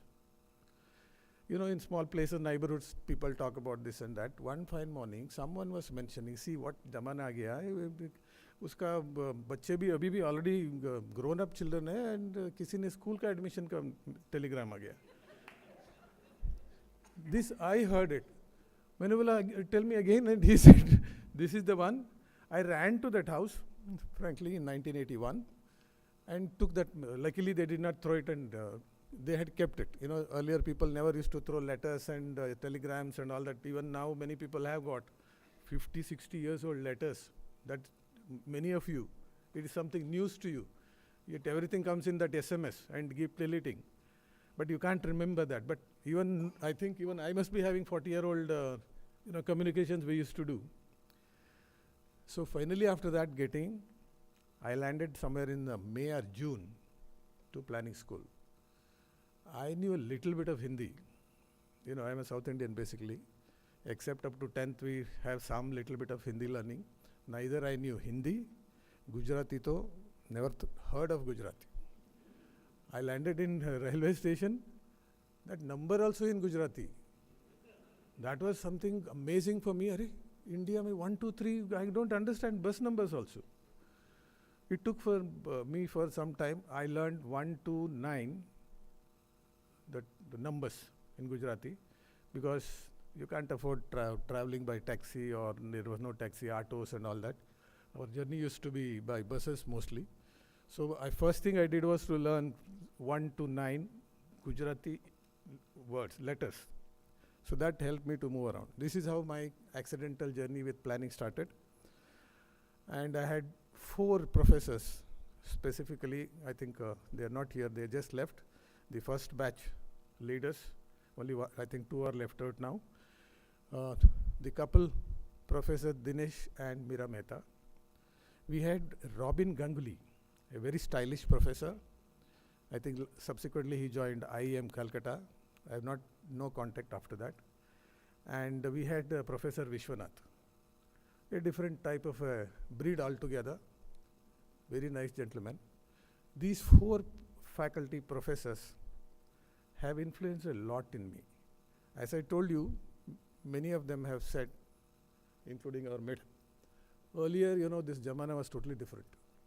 You think what you can do today in 5 minutes, it was taking months together for us. During this period, our entire journey, night, git, everything was in preparing all the chats by hand, you know. So that's a different way of learning things which is there. Like what you learn through that, you don't forget. But what you do today, you may not remember after 1 month. You'll have to open your your laptop and see what was that presentation which was there, which was not like that. Earlier it used to like, everything was done in hand. And sometimes you come and show to the professor, they'll say, you have to redo again whole night. You know, that's the process in which we started. One, I think he must be knowing. We had one Professor Ravi. How many of you have? Yeah. And you know, we had some cubicles here in that middle. That was the faculty rooms, just open cubicles. If we go there, we used to see him sometimes close his eyes and see that. We used to always see. If he says, suddenly we go and say, and he opens and he says, and we think, oh, sorry, you were sleeping. He says, no, I was thinking, you know. So, you know, we had all that kind of the experiences of that. But the impact which the planning school for a particular person coming from a different, what I should say, the schooling system or college system where formal education, formal system, formal this one, address professor. But after coming here, it opened up all those things. I think it is happening even today, but much more when we were earlier there, wherein you can feel the difference between the earlier schools and college systems in other places than CEPT. It was an open book type. To the extent, I think, I don't know now, they used to say, give a test and walk out. It's an open book. It's very difficult. You can't copy from the book unless you know that, correct? So initially we thought, what a nice school. But after that we realized that you can't open only if you don't, you know, this type of new concepts of learning and teaching were introduced here, and it has a major impact on most of us. I think that's what we have heard many of them. You also will be having a lot of stories of that nature. And the way of learning, the situation and the environment in which you learn is totally different according to me, because I come from a different system of education, and that enhances and enhanced the personality of many of us. This is the background about my school. The second part is the professional thing. That is again, a lot of accidents took place. In 3 years, in 1 year, I changed 3 jobs. As soon as I finished, I got a 3 months opportunity to work with the director of IEM. It was to review a central government planning scheme on goiter or something like that, which was assigned to him. And after 3 months, he went to UN assignment, and I landed in Uttar Pradesh government as a planner. Now, in Uttar Pradesh, I was not there, only 2 months I was there. In these 2 months, my posting was in Raebareli, Unnao and Lakhimpur. Am I right? Those from Uttar Pradesh. So it's a district with 6, and where we had 2 planners and 1 for 3 districts and 3 on. And that included PM at that time, Mataji. They used to refer it as Mataji. None of them there, they used to refer it as Indira Gandhi. I first was not knowing what is this Mataji, everybody was talking about. So I had the privilege of starting my profession with a director of IIM, and another 2 months with a constituency of a Prime Minister of India, of course only for 2 months, because I got a call from UPSC to join Union Territory of Government of Goa. That time it was an Union Territory, so through UPSC. So fortunately I remained till now, till I retired in Goa State. And during this process, I think I have mentioned a little bit of my professional thing. I will not repeat much on that. But certain milestones which I feel, other than what I worked in the master plans, regional plans and all that over a period of 35 years, certain things which gave me opportunity to learn and experience differently. I was appointed as a member of National Coastal Zone Management Authority for a period of 5 years, where we had an opportunity to learn environmental planning for coastal areas of all the coastal states in the country. This opened up, apart from learning, opened up one particular arena, very interesting again for me. That is the one which gave me a PhD. There must be a question how your membership can give a PhD. Whenever I used to receive an agenda or a minutes or an intimation for letter, you used to have Dr. So-and-so, Dr. So-and-so, Dr. So-and-so, Dr. So-and-so. You know, all of them were scientists, and only one person, Mr. Putturaju. I felt a little insulted, and I was thinking, and sometimes that secretary who used to head that committee, Government of India, also used to address me as Dr. Putturaju, and more embarrassing. So then I thought I should do something, why I cannot do it. So in 2011-12, I decided to go for a PhD, and I finished my PhD at the age of 55. And everybody was asking, what is the use of doing PhD at this time? At least, now nobody can at least laugh at me for being called as a doctor. So that was another this one. The second one is that there are 2 things which, one is I was a member of a task force which was to select a master planner for an IIT campus in the state of Goa. So that project is still going on, and there are some locational issues and oppositions from that. But that also will come. We have selected one of the most interesting consultant from there after going through around 7 to 8 major consultants. I think our friend we met during another thing which I have, the MOPA. There is an international airport which is coming. We have worked from 2014 for a detailed way, including making the planning area to preparing everything. I think our friend which I met, he said, I didn't remember, but he remembers that we met in that meeting where the MOPA Airport Task Force was there, headed by Honorable CM.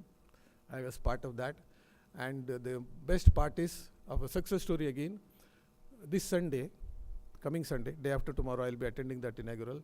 Prime Minister is inaugurating that MOPA Airport complex.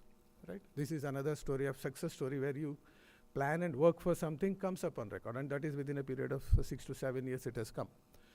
So like this, I had nth number of opportunities to learn. I don't want to take much time of yours. I'll go to my stage 2. Madam is here.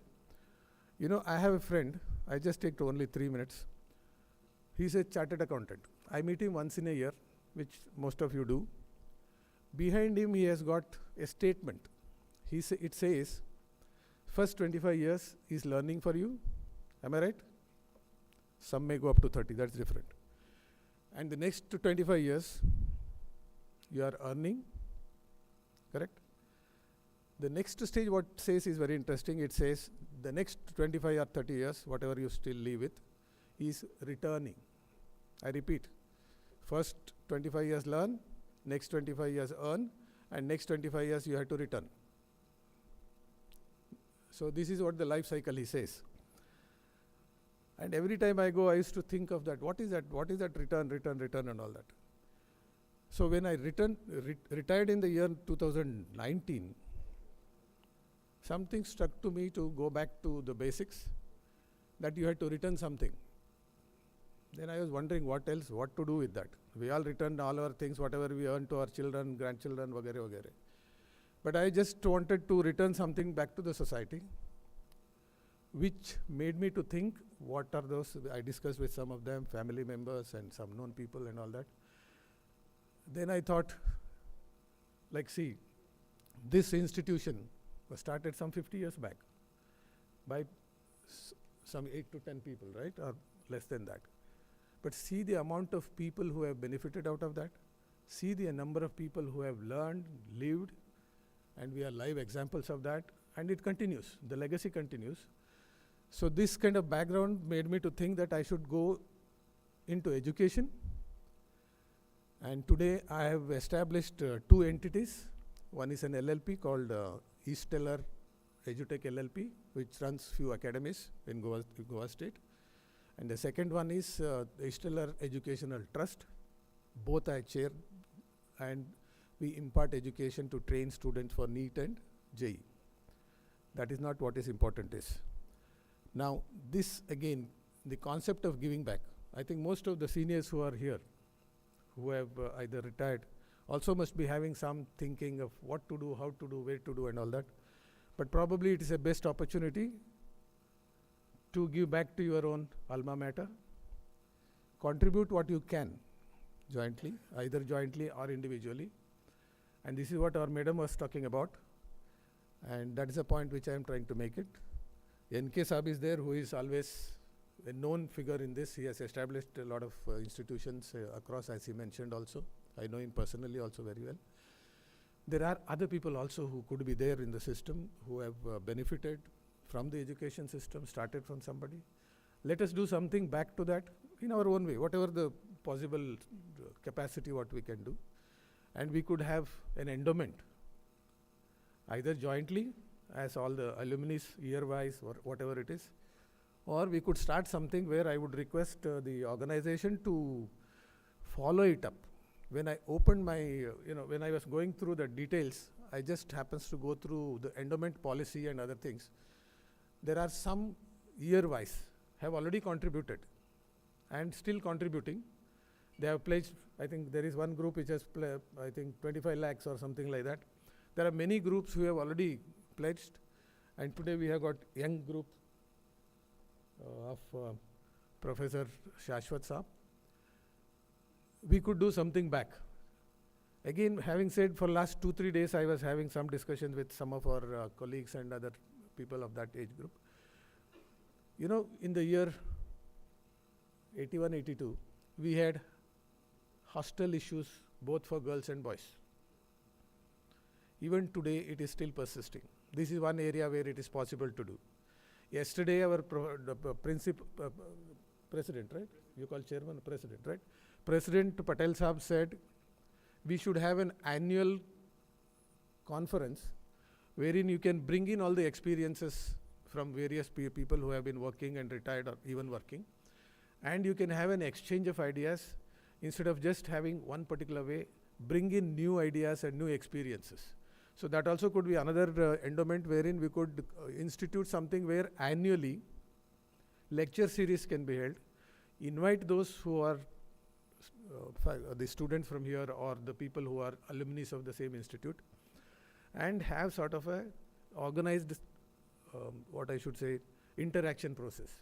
So this is my third suggestion. And here what happens is we come here, we make a statement and go back to our places. But I request the CEPT administration and other people to do a follow-up on this.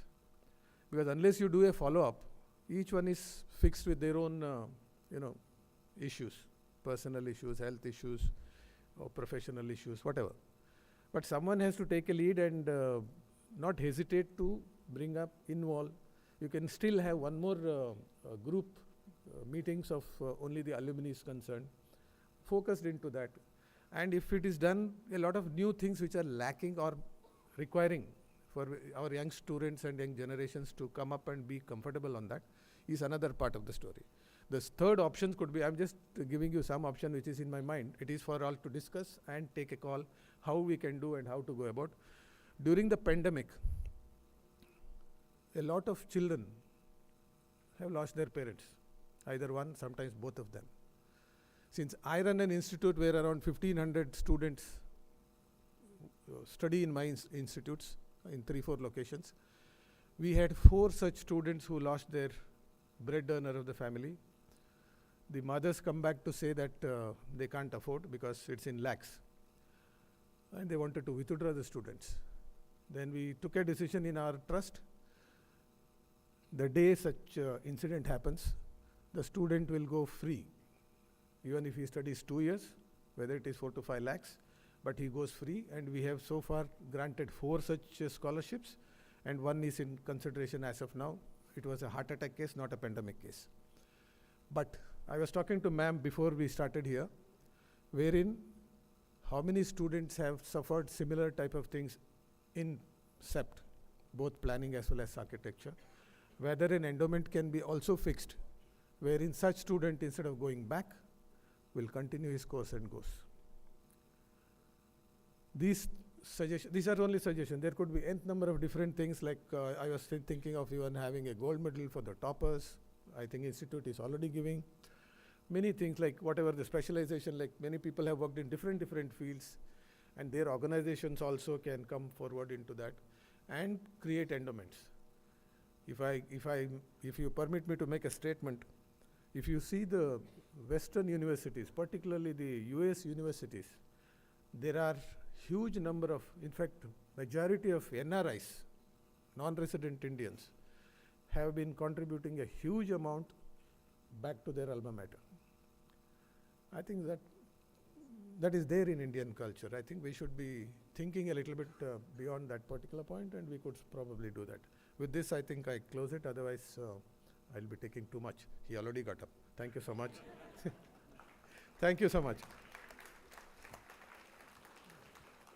I got up to compliment you, and thanks for this brilliant idea and the life cycle, learning, earning, and giving. I'll just come to you, sir. And I think this is a great idea, and I think we should pursue. And not only here, in the coming weeks, we can actually take this idea forward. And also now I know we have already spent 3.5 hours listening, and now this is the time also, because Professor Mona has just assured us some snack security, high tea just outside, so we can still warm up and open the hall. But before I open it up, so I'll first like to acknowledge some of our members who have just joined. Amit Ghoshal, can you just give him a round of applause, because he's from the same batch. Then Mr. Neerab Mahadevia, a very senior alumni, and very recent batch, I think another mafia there and here, is here Karthik Raman. Please Karthik, stand up.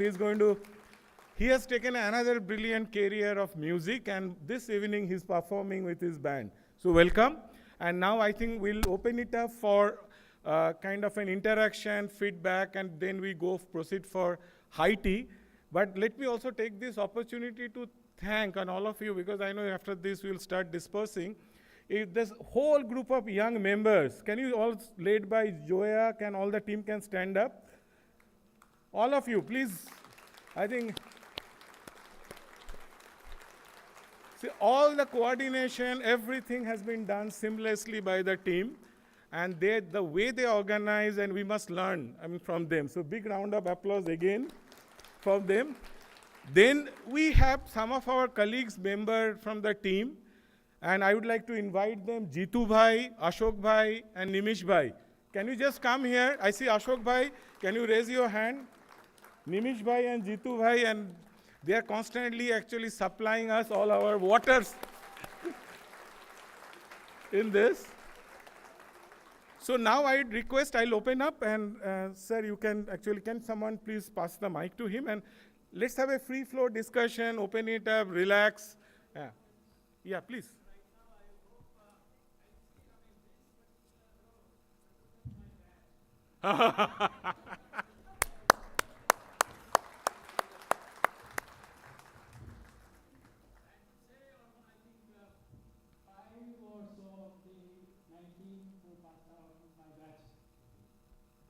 Department. And 4 years ago, I had heart surgery. The first trip I am making out of Hyderabad to go anywhere because my wife would not let me. But this time she allowed me because I said I wanted to go. When she found out that some of the people she knows, like Dr. Chauhan and Visral Das or Mrnaal Bhavik, and will not be present, she said, nobody will give you any chance to speak. I want to prove that if you don't give me chance, I will speak. I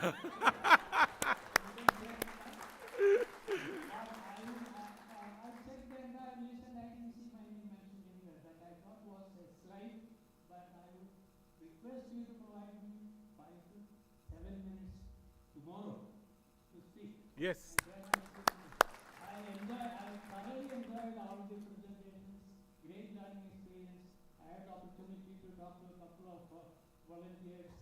That was a very great experience. I took a photo to send it to my son, saying that I had the opportunity to talk. Oh, I'm sure. So please provide that tomorrow. So I was slightly embarrassed that nobody from the first 10 years, 72 to 80, 70s batch, other than, of course, the well-known Meera Mehta and Dinesh Mehta, present anywhere in the panel. So please provide me that time tomorrow. Yes, sure. You will see. No, I didn't hear you. Yeah. So you can come here and. No, not now. Okay. I also lots of suggestions. I also jotted down. I even brought a one-page CV of mine if you wanted to introduce me. Okay, thank you. Thank you. Any thoughts from Nirav bhai? There? No? This side, 2 young professors here, the first, second, third row. It's time for giving. Please take the mic. Bill? No, I don't know. I have nothing to say. I think we have heard beautiful stories, how CEPT and planning has contributed. So I think we'll hear from other people. Yeah. Any other from Suresh bhai? Huh? Okay.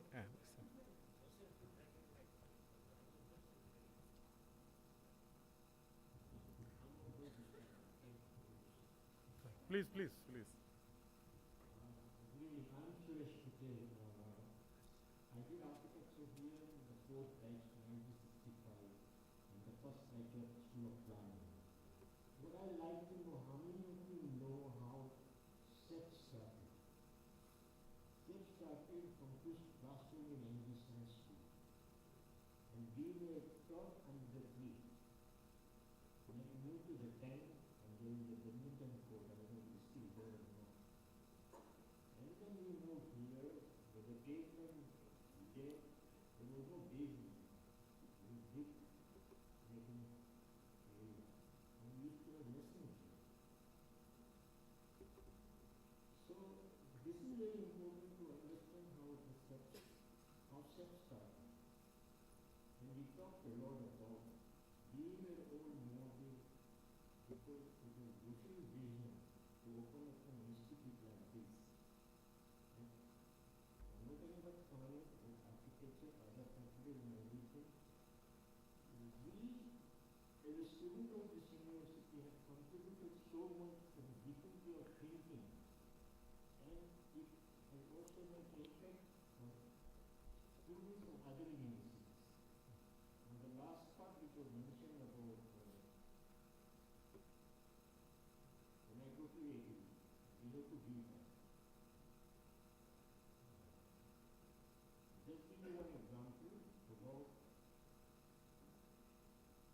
quite a large number of graduates go abroad at the undergraduate level to study in US and America and everything, and they start looking for job. And the first thing an employer will ask that, how much of an experience you have. So what I decided, they come to me, they know I've been there, so I said, look, we'll set up a company. I can have a company, I'll get the project, you work, and you will add on to your CV that you have a local experience. Now that is one way of giving back, and it can happen in India also. I spent about 5 years, some time back. That time the planning had started in their internship program, correct?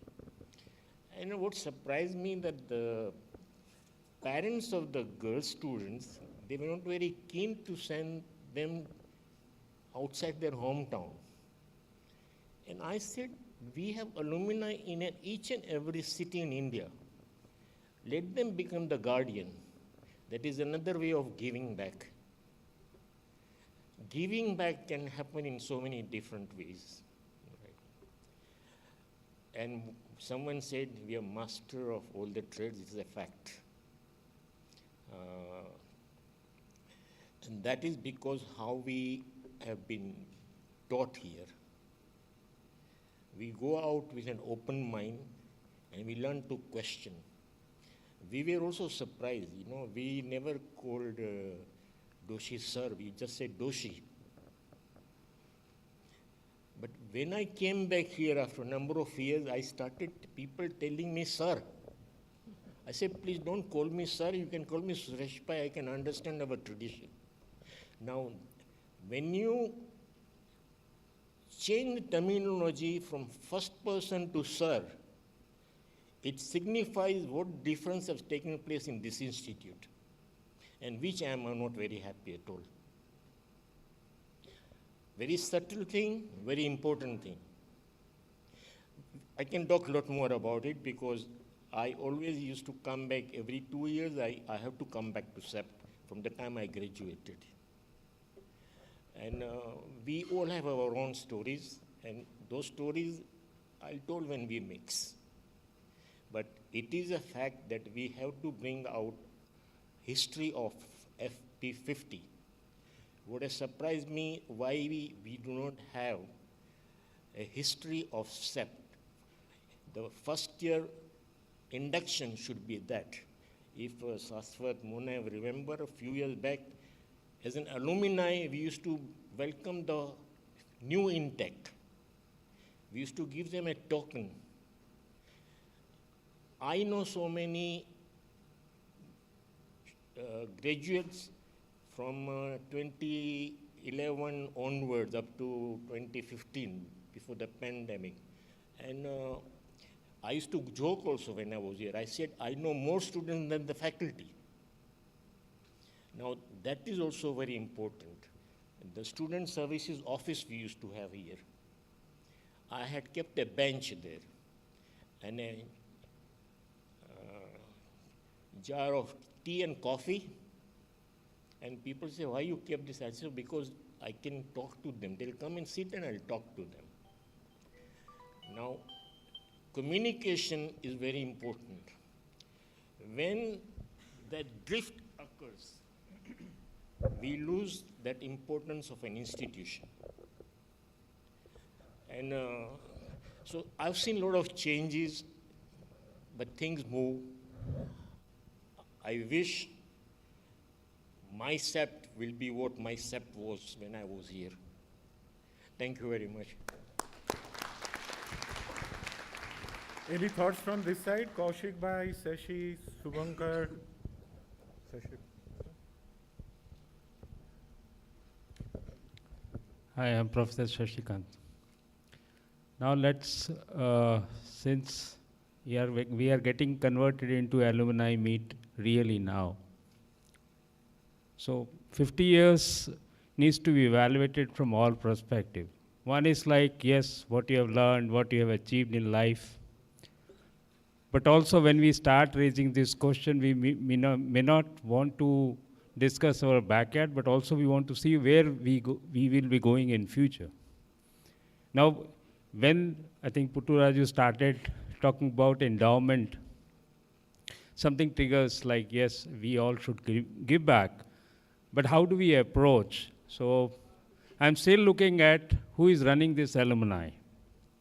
And as an alumni, I wish, yes, CEPT as an administration should also be a partner in alumni. But alumni should be run by alumni who are still out of the campus and also part of the real alumni group. So we'll still form. There was 4 years ago this tussle, and we had gone to Goa. I think some of us has met in Goa and discussed these issues, and we had issues with the administration to correct the things, because for endowment fund, for sharing of alumni issues like training, internship, sharing the publications, because yes, publications are needed. We need to document FP50, but yes, it's not too late. I think Mona has given enough time that we'll have 6 months to share our stories. These stories cannot be only projects. So we should have a memoir kind of things that each batch must be represented properly. And then we start with the directory. I think that's pending since long. Whether it is PDF, non-PDF, digital, non-digital, whatever it is, we must know each other. After 50 years, we are coming to know so-and-so is so-and-so. That's not very good. So we don't know us. Know yourself is the first story I would like to have. Rather than introducing, I should have come with some information and then I should share. So getting information, knowing no, and getting something very much structured, then we can work out for the future very well. We can be more critical, but that is maybe in private meetings, not in such public meetings. Today I don't know how many are students, how many are alumni, but once we have a formal body where we can share our thought in much more deeper sense to improve the systems and also share our experience in better way, we need to have a proper forum. Right now, it is annual event, but I'm surprised because it is generally happens when the graduates go and alumni meets happen. So next time I think we'll meet sure and more often whenever there is a fresh graduate who is coming out, so that we have better interactive abilities. Thank you very much. Thank you, Sashi. Are there any thoughts from the younger batches? Yeah, please, Manpreet. So to begin with, I should I'm very happy that such an event has been organized, and we have made such an effort to organize event at this scale. It's great to be here today. And being here, I really echo with Suresh Bhai's feelings to say that CEPT has a legacy, CEPT has a culture that we learned, the informality of learning, that we could sit under a tree and talk to Professor Chaya, that we could have tea with Professor Doshi, and we would learn a lot during our times. So does that informality continue today? I don't know. I don't have the answer. I'm just here for 2 days. And this culture, over the years, I have been in the industry. I've been in the consulting industry.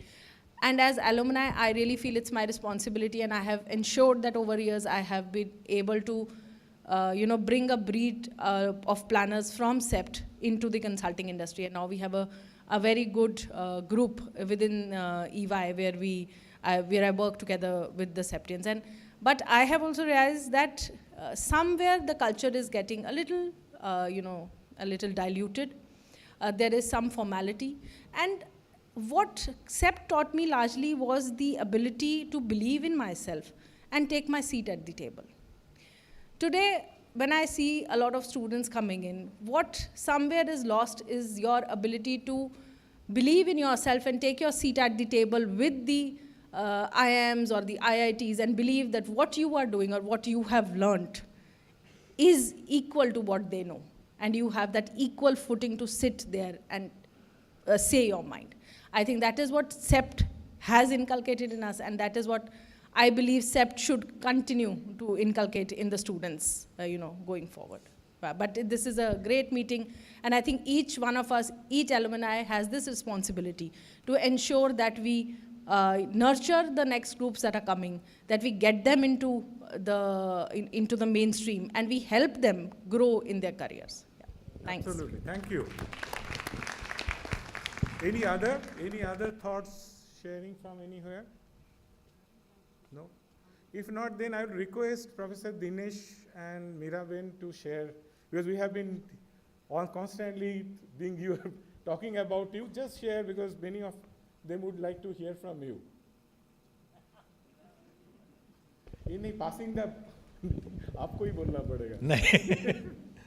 No, first of all, it is very humbling. The few students, guys, sorry, I still call you guys my students, but few of them whom we heard, very humbling to know that they still remember and that we made some difference. Meera and I had to leave to go to a prayer meeting of Dr. Alag, somebody who changed our life when we were students here. Architects, engineers, we had no clue of economics, and he introduced you, and his daughter put it very well, saying he opened the world to us. And so we just coming back from there, and I realized how important institutions are, how important teachers are in our life, and how important some teachers, some individuals have changed your life. And I think CEPT certainly has changed us. As I think some of you from the earlier batches have said, that we were the fortunate enough to have the best of what Ahmedabad offered in those 50 years ago. We had faculty from IIM, faculty from PRL, faculty from Sardar Patel Institute, and all over coming to teach planning, because it was a new thing for everyone. And the tradition that set up, we continued when we began teaching here. And glad to hear some of you thinking that, that hopefully we made some difference to your own thinking about life, about career. And so great to be here, and all the best to everyone. Thank you. So, Miraben, few thoughts? I think there's too much seriousness going around, I feel like that. So maybe I should say the best thing I got out of CEPT was him. Oh, he's not here. No, but not on a serious note. No, but it was actually very nice to hear. Over the years, I've sort of coined a few phrases, which I'm not very innovative, I guess. So I keep using these same phrases, like learning to learn. And I heard 3 people use that. So it was really nice to see that something that and it was amazing to hear NK talking about inclusiveness that he picked up from the studio. I can't believe it. I was thinking to tell Monarch, next year I'm not doing the studio. It is too much work. And when he said that, I said, maybe I should continue. Maybe I add some value somewhere. So, I also wanted to, Jairam. Jairam, I remember, you must have done so many things, but the one that stuck in my mind, that he and Sudipto actually revived the, what was it called? NOS plan. It was, NOS plan was dead. Nobody was, NOS plan was formed some years ago, and nobody was actually taking it seriously. And when Dinesh left, I had some authority as this director. And they came to me at home saying, we want to do this. And I said, yes, please. And I don't know, I didn't do anything much, but they both actually led this process of reviving. And I want to end on a note from, about my farewell party. I still, Charul, I don't know whether you remember or not, but that is something that is imbibed in my mind for always. When I left to join Dinesh in Delhi, the students gave a farewell party, and it was, I think at the end all of us were crying. And Barjor and Prem said, don't cry, she'll come back. And I actually did, but it was something that has always stayed with me. So I think the love of students, this learning to learn, innovativeness, inclusiveness, that's something that, and I remember when we came back discussing with Sejal, that what does planning, and I said one important thing of planning is the public nature of this profession, that you actually, planning is for, for public, and that is the whole nature, and that aspect is crucial to my mind. So it's not just drawing sort of plans and making development plans, but how do you make them inclusive? How do you actually get the public sector to provide the kind of services? This is becoming too serious. So, okay, I'll stop here.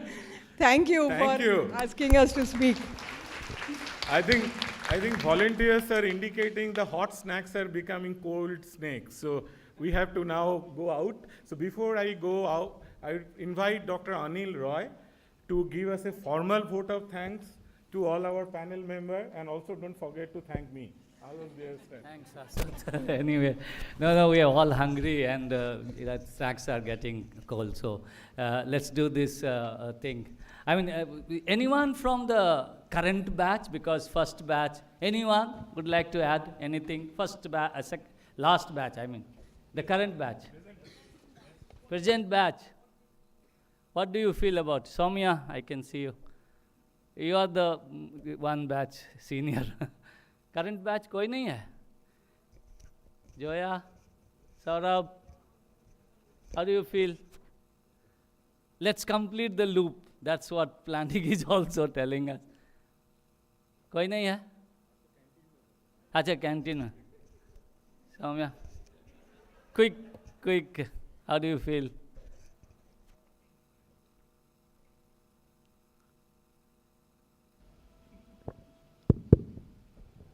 It has been a wonderful experience till now, and I have one more semester left, so I'm hoping that I'll be grateful to this institution. But yeah, so planning, I'm an urban design student, and in the foundation semester, we have been doing all the exercises together, the whole planning department.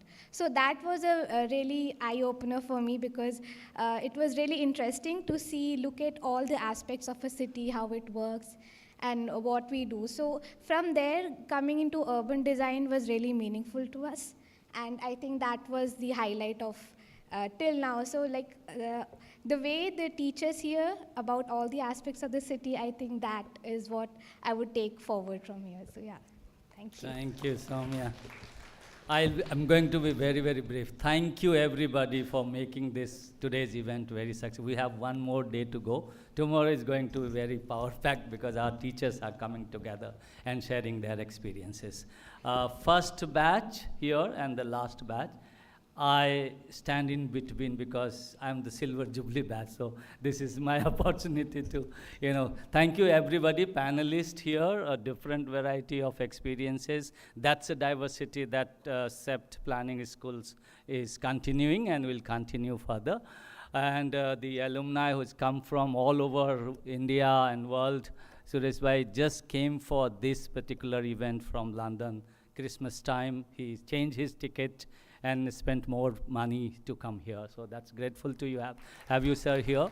Dinesh Mehra, ma'am, I'm sorry, ma'am, they're always there. I mean, they witnessed my entry into the CEPT University. So this is a great opportunity, and then in between whole galaxy of fraternity. And I really agree that you name any city and you say any CEPTian, they'll come running and meet us and greet us, and they do help it. Not only India, but outside. So thank you very much. Volunteers, big applause for you guys. Yeah, let me thank the 70s batch. Sir, I really, I really feel about that first foundation years batch. The first batch, they did not know the future of planning in India. They took the risk, and here we are at 50 years. So these people are aware that what is the risk. So first batch, owing all the respects and dignity, and then we took it over. This is the 50th. So 70s batch, if we are here, I mean, how many 70s batch? 70 to 80? Yes, yes, 2, 3, 4, 5. Give them a big hand, please. 70s founding year. Then we have 80s batch on the dais. 80s batch there. Shravan also 80s. Yes, 3 of them are there. All 80s batch.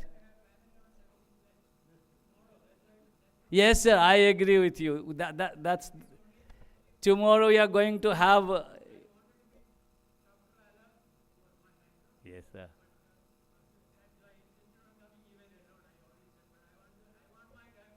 Yes, sir. You'll be the first speaker tomorrow. Big round. And then we have 90s, Saswat and others. Please raise your hands. Oh, hum bhi usi mein hai. I'm sorry. Millennium batch, yes, please. How many? Yeah, good round of applause, please. Yes. 2000 to 2010 batch, and then 2010 to 2022, all of you. Thank you very much for making this particular journey, today's event very successful. Thank you so much. Let's join the high tea outside. Thank you very much. Photo, group photo. Yes, please. You, please be here. Everybody. कुंड में करना पड़ेगा. All of us. Okay.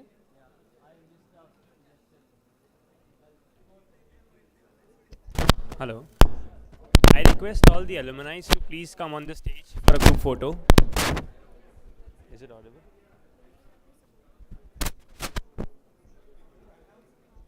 I request all the alumni to please come on the stage for a group photo. Alumni, please join the group photo, please. Alumni, all of us here on the stage. Please come. Sir. Suresh bhai.